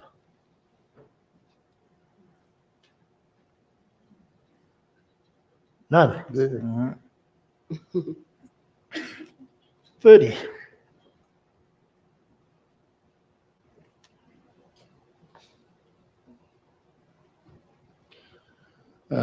Seeing that I'm the CEO, for me, the important thing is listening to our customers. And I've now heard a lot of good things from you guys. Thank you for being candid and honest about it. But there's always room for improvement. So as panelists, and if you want to, you can have a quick little 2-minute huddle there. What would be the top 3 things that we as Experian can do or should be doing that will make your lives even better or easier? Are we supposed to give a joint response? Well, Ayanda, you've gone first. So, yeah. I think Ayanda's gone first, so she may as well go. Thank you. I think for me, I mean, and I know there is something in the pipeline, but I haven't seen it and I haven't tested it, so I don't think it's there, right? I think for me, the greatest pain is having different touch points. So I think what would make our lives easier, and my team, is having one platform to do everything. So, and I mentioned this because we currently obviously have our own ERP system where we would store information, etc., on our customers, and where we do our invoicing and billing, and that's where everything sits. And then we have Smart Evaluate, which we then using for origination. But then what happens is, once we've approved on Smart Evaluate, we have to take that information and transfer it onto our ERP. At month end, we then have to download of our ERP and send the ledger and then get the information back on product review and assess from there. So you can imagine the frustration with that, and again the risk with manipulating information, and what that opens us to. So for me, I think the biggest game changer for us would be having one point of contact and that one platform that we can then use to integrate with our ERP system. From my perspective, I think, I mean, you guys have probably heard me say this over and over. The strides made on the consumer side need to be replicated on the BI side. So BI has lacked pace and momentum over the years. So, I mean, imagine a Fushini today. If you go into a Fushini and open, or even whether you do it online or whether you do it, you know, in the store, imagine if they came back to you and told you, we'll give you a decision in 2 weeks' time. I mean, how many clients would they lose? I mean, especially like on the online portal these days. So the stuff that the bureaus have built in the background for the consumers is the same stuff that we want on the BI platforms. So for example, the financial statements. I know companies are still reluctant to share financial statements, but there are those that are sharing. How can that be integrated into the scoring models quickly and faster so that we can pick up those scores? Because, you know, credit scores are not enough. You need the financial scores to back that up as well. So that's the one improvement that we want. Secondly, what Ayanda said now as well is also integration. I mean, if you guys saw my credit application form, I would never do business with Transnet. It's a 14-page document that you need to fill out. I promise you, even when I have to approve a credit, I have to sign in three places, but I have to go through that entire 14-page document to sign in those 3 places. So, you know, that needs to be integrated into some easy to use, but one platform, everything in there, and also the ability to go back into our ERP systems. I think that's crucial. You know, once an approval is done, that thing needs to carry through onto, I mean, I use SAP, so I need to go into SAP immediately. I don't want to still do capturing, print it out, or do something and then still go into SAP and do what I need to do. And also, the one thing I feel very strongly about is the Platinum Report. The Platinum Report needs to become extremely digital. So components of the Platinum Report needs to be such that components of it can be updated and become available immediately. So that if I run a Platinum Report now and I rerun it in 6 months' time, you know, is there an ability to be able to just update some information on there without having to go through an entire manual process to say, can you update the report? Then Mohammed and Stefan need to go and actually redo the report. But there are components of it that can be digitally done and enhanced quickly so that it makes life easier for you to update the information. And then those information, the updates can be then pushed to us as a push alert to say, look, there's been an update on customer so-and-so. Do you want that update? That update might be relevant to me or might be irrelevant. I can choose whether I want to use that information or not. But I think that is crucial. But I think ultimately, guys, the BI space needs a boost. And that boost, all the bureaus, and that's not only Experian, this refers to other bureaus as well. BI looks to be sort of the stepchildren of the bureaus, and it needs to become more prominent. It needs to be, you know, the offering needs to be more robust. It needs to be real. You know, I want to be able to go to my CFO and say, you know what, these guys knock the lights out. I can't do that right now. And when we can do that, then Ferdy, you know what, we've achieved what we need to achieve. There's a road, we spoke about it recently as well. You know, things like open banking, we need to drive that. You know, management reports need to be integrated into the system with open banking so that we can do effective monitoring of where companies are doing with their financial statements. We can't wait for an audited financial statement, you know, for the next cycle to go through that there. So with open banking and management accounting and the tools that we have, and I've seen your organization in the UK has got those tools. We need those tools here as well so that we can validate those management reports, because right now management reports can't be relied upon. So we can then start relying on that. That is crucial. And most importantly, guys, you know what, just keep automating. We need the automation. We need the drive, and we need a bit of flexibility with regards to the automation. Smart Evaluate was a very good product. It needed, something more. It didn't work for me. But we need something like that, but on steroids. And so, Okay. Yeah, I think my take on this one, I think maybe interfacing the information from the tool to maybe different ARP, that I think it will help everyone, because now you have to recapture the information that you already have on another tool. And again, maybe the second point, if maybe this, especially the onboarding, if maybe can be expanded, especially maybe to SADC countries, so that because most of the customers there, we don't have the information on, so it's something that we still have to do that manually. So if maybe I don't know how you can do that to get all those, to have those information of those companies especially in SADC countries. Anna Marie, anything from you? I'm happy. I'm happy with Experian. I'm wondering. Yeah. No, guys, thank you very much, guys, and for the input and being so candid about it. I can tell you there's a number of those boxes that we I know for sure. I go tick, tick, tick, tick, tick. There's some of them we need to do some work on.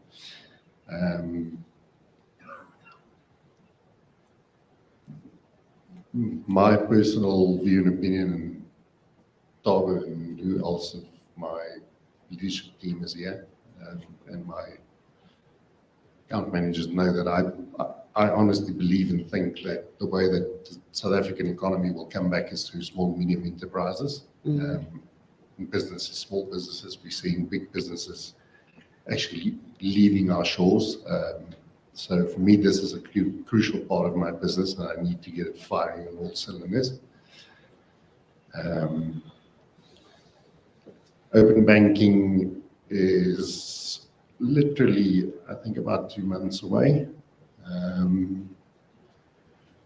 With a categorization engine that will generate pretty much a cash flow for you, so that you can then validate it in real time.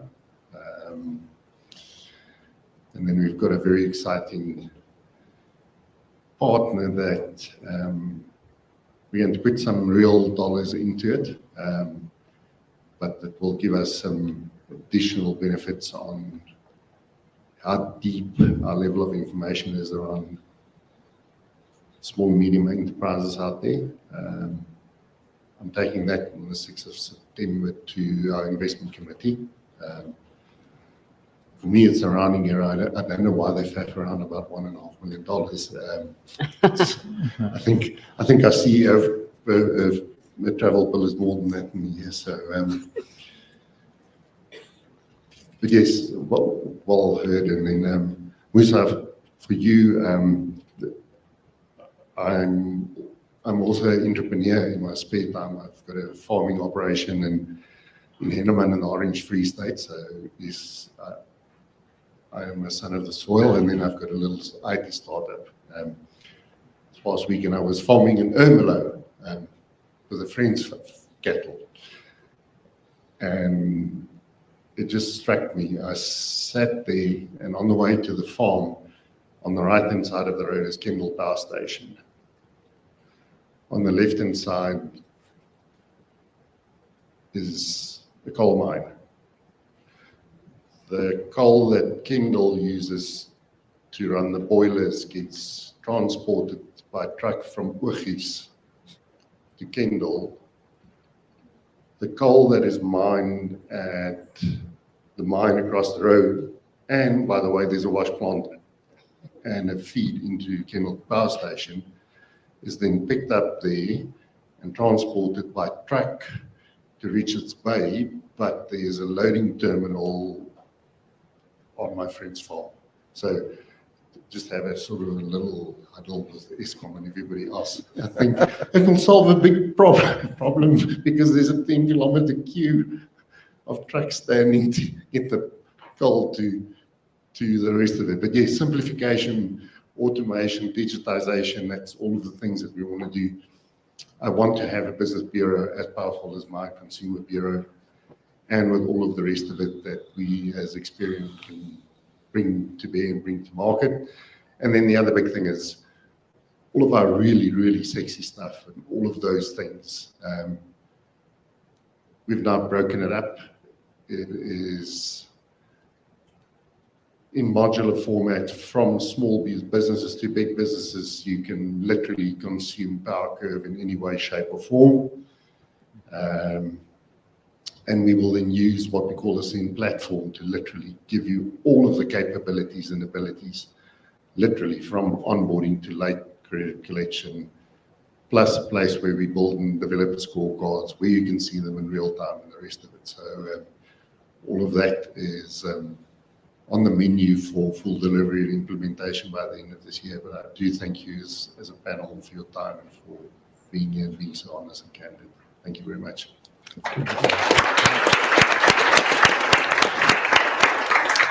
Thanks, Ferdy, and thanks to the panelists. That'll bring us to our tea break. So with no further ado, we should be back here at 11:10. And remember, we're going to have the two breakouts. So one is in this room. Have we got it anywhere that people know where's what?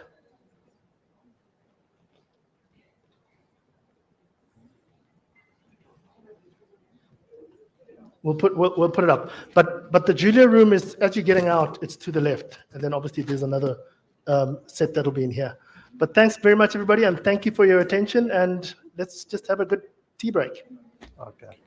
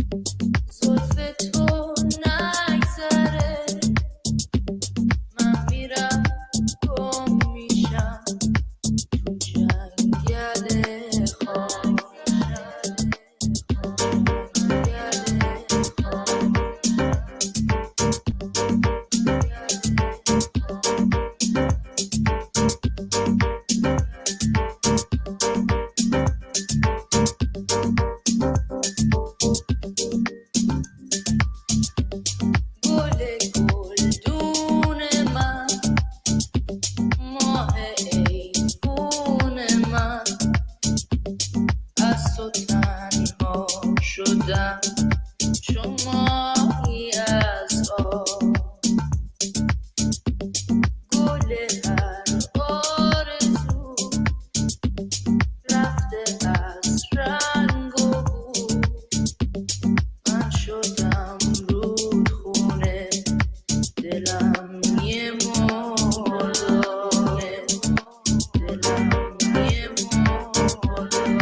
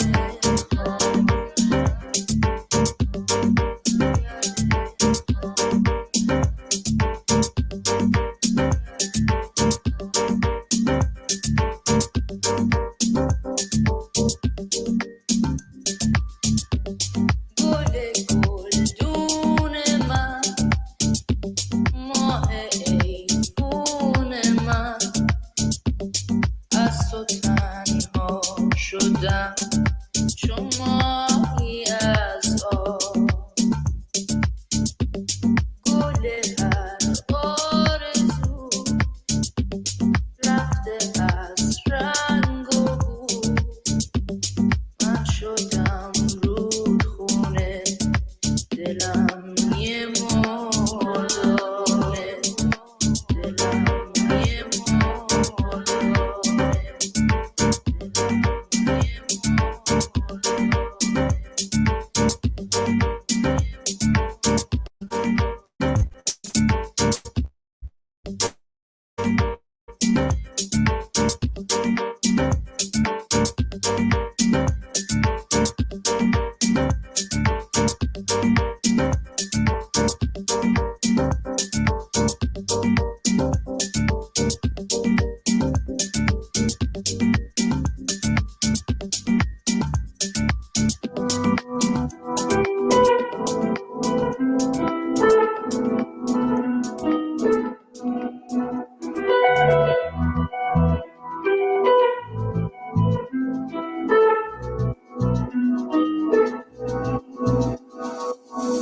دردم از یار است و درمان نیز هم دل فدای او شد و جان نیز هم این که میگویند آن خوشتر ز حسن یار ما این دارد و آن نیز هم یاد باد آن کو به قصد خون ما عهد را بشکست و پیمان نیز هم دوستان در پرده میگویم سخن گفته خواهد شد به دستان نیز هم چون زر آمد دولت شبهای بس گذرد ایام هجران نیز هم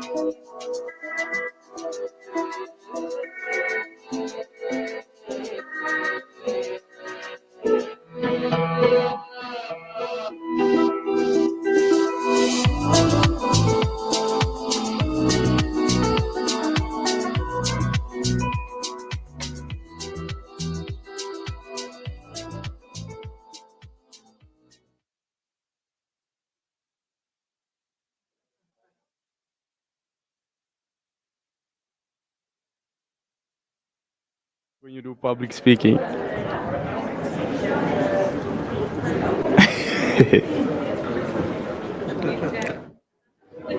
Good day, everyone.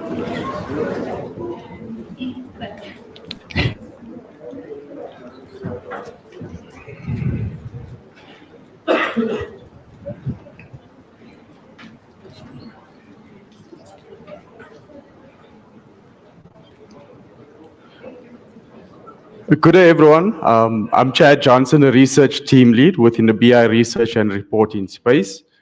Thank you for joining the Fraud Insights session.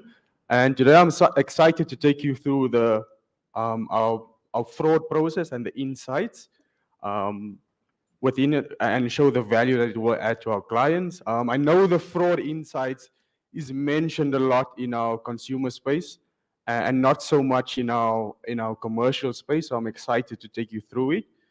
The agenda for today is the fraud background. It's the fraud checklist, our fraud process, our fraud database. I'll give you a stats update. We'll have a slide on learnings and continuous improvement and our client first approach, all which forms the principles of our process. So we will start off with the fraud background. As you see on the slides, it's early science findings, feedback from clients, working together with external stakeholders, changing our approach, and then implementing a process. So our journey and process started with reflection and intervention, going back a few years to early signs and findings on the commercial fraud and how it was initially discovered. Our clients were key in the process as they gave us the initial indication and feedback and information that allow us to dive deeper and brainstorm on these malicious incidents and negative impact it had on their businesses, which turned out to be fraud. We had several external stakeholders or partners who provided us with great insight and assistance in the beginning, especially on the fraud cases that were initially identified and certain companies that were red flagged across certain industries at the time. As you would expect, we needed to relook at our current process from start to finish. It was important for us to change our approach. When looking at our fraud and what factors needed to be measured against and to be put in place to combat fraud and ultimately ensure our clients are not negatively impacted by fraudulent activity. So, which led us to develop and create a process. So the next slide will take us through the fraud checklist. The fraud checklist, I'm going to go in a little bit of detail in each step. So as you can see, it's the research, pre-call checks, interview, confirmation and verifications, assessment, financial data verification, quality control, and then the final checks and verifications.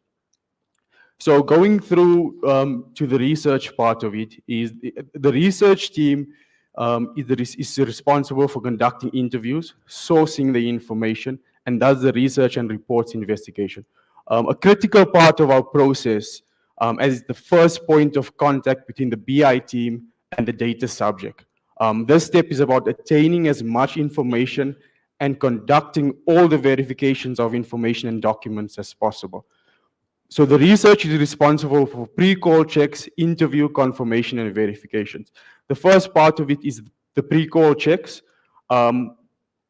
which is able to read and understand the special instructions provided by our clients. It's looking at the inquiry amount, because the inquiry amount sometimes tells us what we are allowed to request, what we are allowed to ask for. And then the third option is check previous inquiries on the subject, look out for unexplained gaps in the company's history. Dormant periods should be of concern. So we also check if we have significant increase in requests to research a specific subject across alternate subscribers. So this step of the pre-call checks is being able to understand the business at a glance before making the initial phone call to the data subject, and further understanding the importance of what questions to ask. Double check and importantly find answers to any gap that you might have noticed. And then we move over to the interview stage of it. So the interview is the call made to the data subject.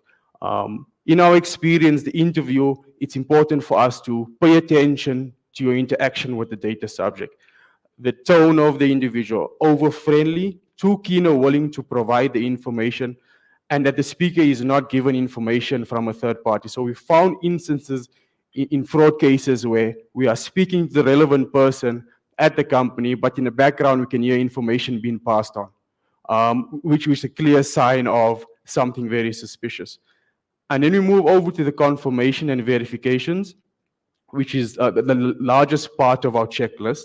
And this is checking business information. Check CIPC to confirm business information, name changes, registered name.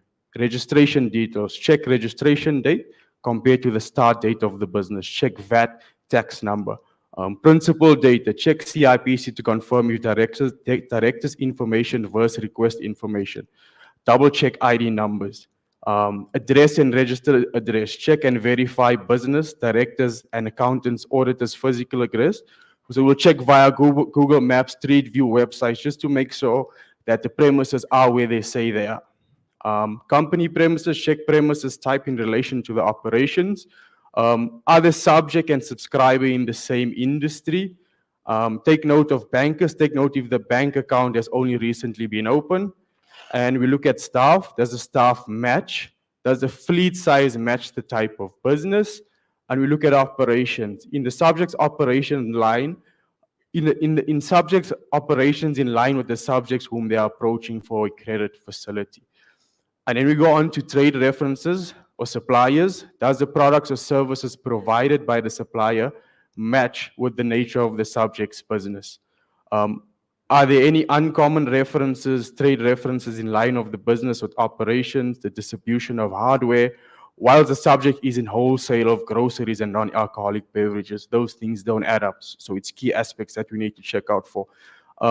Confirmed trade reference, we usually picked up that cell numbers are usually a red flag when we're calling suppliers. Landlines, we find in the landline numbers that there is digits, the last 4 digits, there's a common trend, there's the same numbers in the last 4 digits. And then if there are prior requests from a client on the subject, contact them for a trade reference. So yes, we will try and contact our clients as a reference point to confirm fraud or just give us some indication of if we're on the right track. So yeah, our checklist has pre-populated drop-downs when the researcher goes through it that he needs to select. So it will have risk, clear, or not available. So depending on what question was asked, the answer would indicate if it's risk, then we know there is something suspicious and we'll continue with our process. So that's the first step of our checklist that's done by the researcher. We then move on to the assessment team. The assessment teams are our internal credit assessors who provide the report recommendation and insight into the financial position of the business, looking at several financial indicators when providing a recommendation.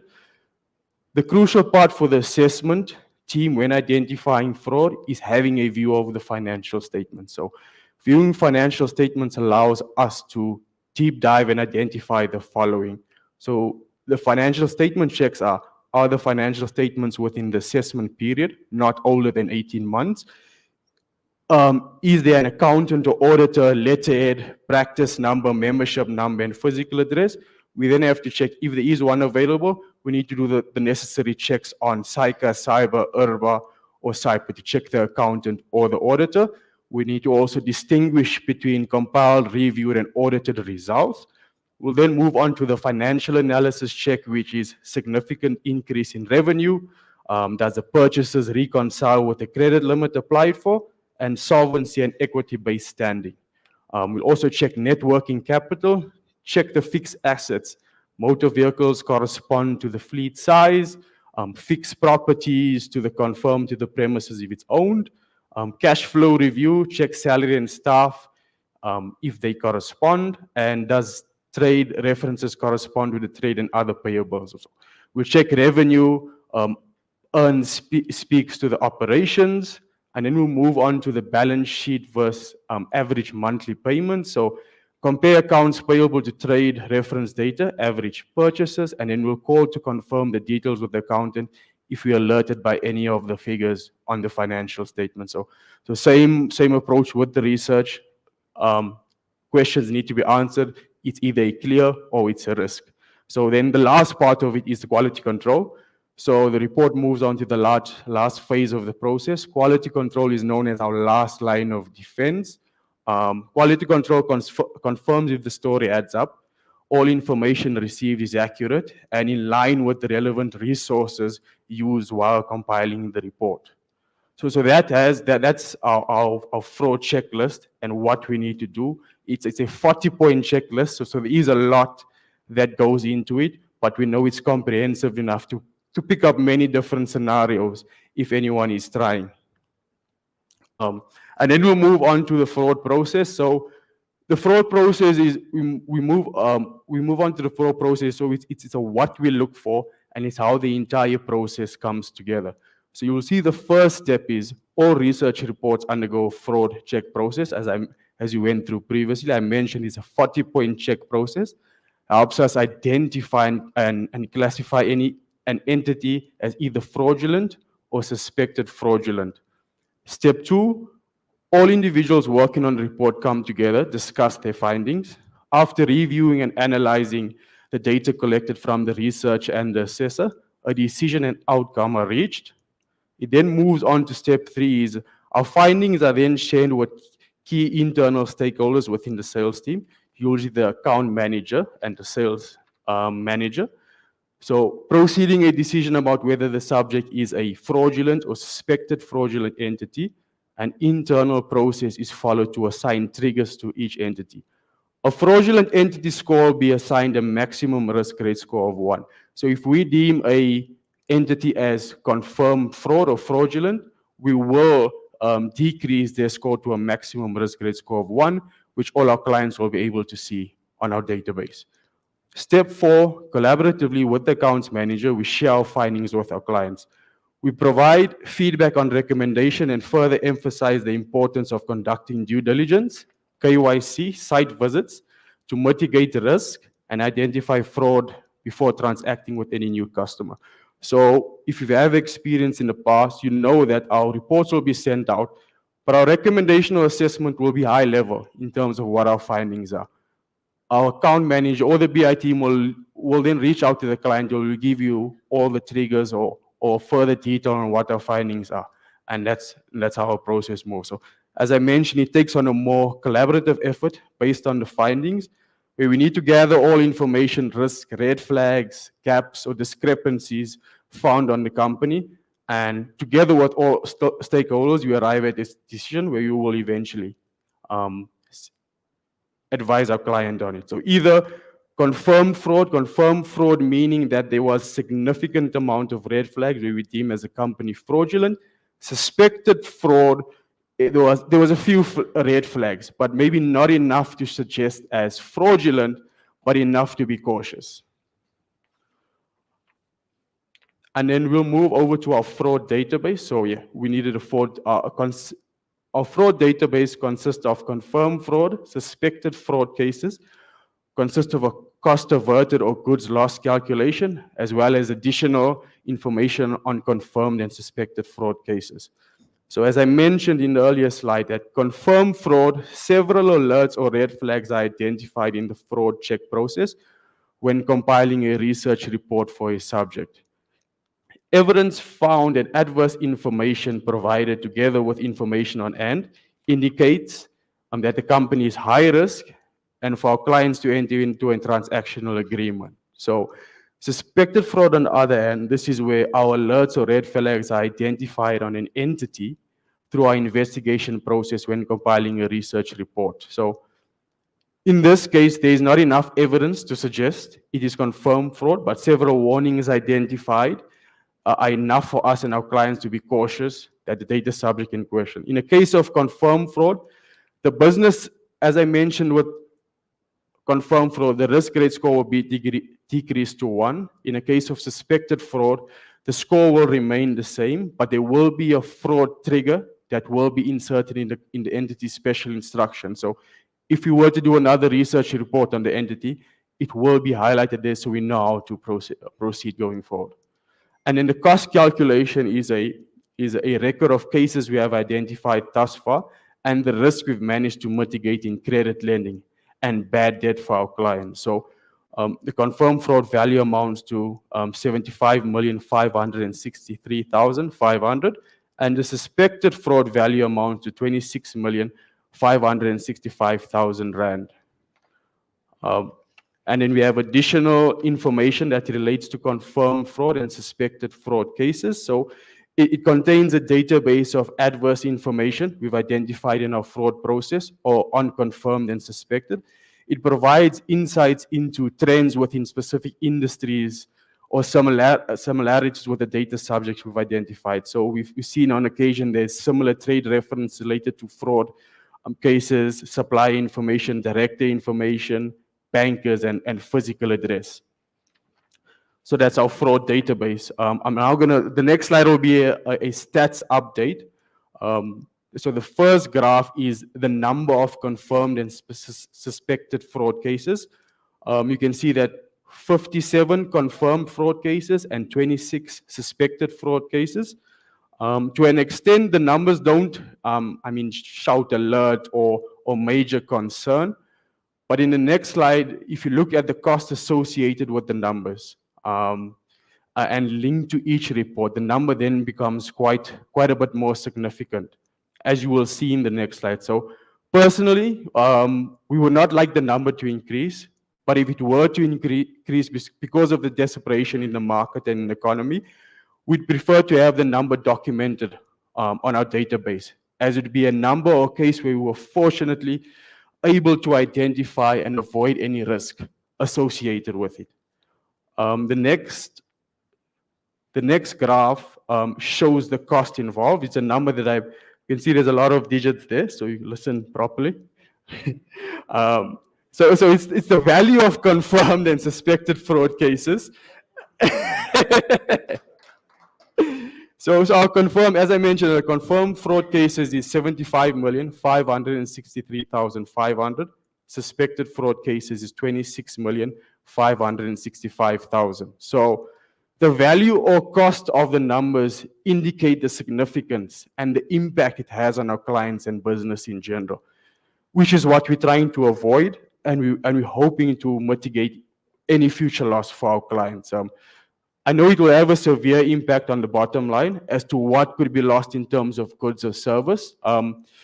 We deal with small to large companies, and some of our smaller companies can't risk losing this amount of cost, as is their business might not be able to recover from it. Medium to large will survive, but repeated instances could be detrimental. And then the next slide is industry specific. So as you can see that being able to have a database, we're able to review all the fraud cases on file and identify the most targeted industries where fraud is most prominent. 80% of the cases stem from industries such as retail, wholesale, and manufacturing. If you're going back to An's slide, it shows that some of these industries are having some challenges. So it makes sense. And then 20% is spread across other industries. And then the next slide is our learnings and continuous improvement. Our commitment is to continuously improve and learn and grow as a department. Our knowledge and experience has improved significantly over the last few years. Continuous improvement along with client engagement and collaboration is key to prevent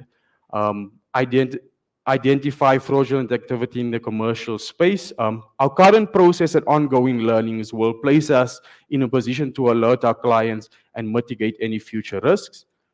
Mitigating risk will require collaborative effort between you and Experian.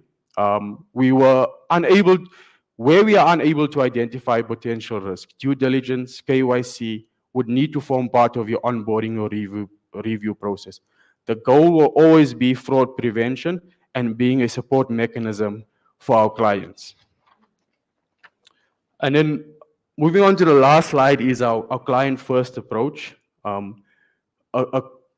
client-first approach is due to increased fraudulent activities. It's imperative that you work together to mitigate risk and future loss or potential loss. Our goal is to provide our clients with a comprehensive, timely, accurate, reliable report which adds value to your business. A quote that we live by is the goal as a company is to have customer service that is not just the best, but legendary. And we strive to put our clients first, and that means adding value and providing legendary service. And it's not just for the fraud aspect for our report, but it's for the research report in its entirety. So yes, and that brings me to the end of my presentation. I'd just like to say thank you very much for attending the session. I hope you found some value in what we can continue to offer, and happy to take any questions. Thank you.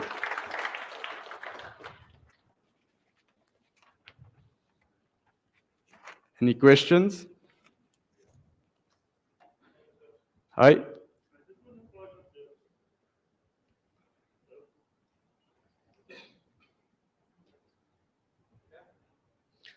I just want to find out in terms of you mentioning the research report. Yes. In terms of non-research reports, are there any indications on those reports besides the score that will guide you into? No, I guess you're going to pick it up on the score, but as you know, a lot of the information on our non-research online reports gets filtered from our research reports. So if we do have any factors that were found on our research reports, it would filter onto our online reports. But in a case where no research report was done, you're not going to see much of unless you do a research report, as it will go through our 40-point fraud checklist, and that's how we're able to pick up or identify any fraudulent activity. Just to follow up on that, on the 57 cases that you guys have Yes. found, what is the major commonalities across those? In terms of the similarities, in terms of what, I mean, we pick up a lot. We pick up directors. When it comes to directors, the ID numbers don't match. So what we would have on CIPC on our database to what information they've provided doesn't match. We found that suppliers are working together with the business. So they are giving extravagant numbers in terms of what they are purchasing for, which is not true, as it doesn't relate to the financial statements. We're finding a lot of discrepancies in the financial statements, where they be increase in revenue from year 1 to year 2. We find out that trade and other payables numbers are not matching. So there's quite a few discrepancies. Industry as well. We find out that certain industries are targeted. So yes, there's a few things that we are able to pick up in a number of those cases. Thank you. Sorry, just in addition to what the guys were talking about there, this is a lot more sort of bespoke and and where we use references to get to it. The one thing that was not mentioned in all of this is that we have a quite extensive fraud and ID suite of software that you can use for early detection of fraud. And I'm just thinking about things like FraudNet and Hunter, Adrian, number of those sorts of things that are products that's there you can implement in your business. We can come and sit and listen to what it is that you want. We can actually then go back and come back and do a POC and tell you how it works. So just to give you guys an idea, yesterday we signed Vodacom that is in partnership with Old Mutual Finance on Adrian, which is our latest fraud prevention tool, so that they can do early detection on loans and advances, that Old Mutual will do the financial backing, but it will run off the Vodacom platform. So that's the sort of technology that we have. The great thing about Adrian, it's machine learning enabled or capable. So the more transactions we push and you push through Adrian, the more it will learn about your clients and what is the patterns and what is normal, and it will immediately kick out something that's abnormal, and you can then find it and very quickly pick up and act on it. So over and above what these guys are doing, there's a whole suite of software that sits behind it, and that's also available. And I promise you, we won't break the bank or make you bankrupt. But where we have done this and where we have used this, works absolutely like a charm. So for instance, one of our other clients, Safi, they use FraudNet at 2 instances. First of all, when you book the ticket, so they will know whether you're a real person that books the ticket and all of the rest of it, we can tell that. And then secondly, when they make the payment. So that's how Safi makes use of our software to limit fraud in their world and their environment. So happy if you guys want to know more about it. Please reach out to him, pick up details from him, and then there's a very smart young man by the name of Volnus. Is Volnus here? You know, he's also very busy. He's hot property in town at the moment, given that fraud is a pandemic, I think, at the moment. Helping clients and solving for that problem. But be very happy to come and sit with you and look at your own unique circumstances and your own business and how we can apply the software to help you minimize fraud. Thank you.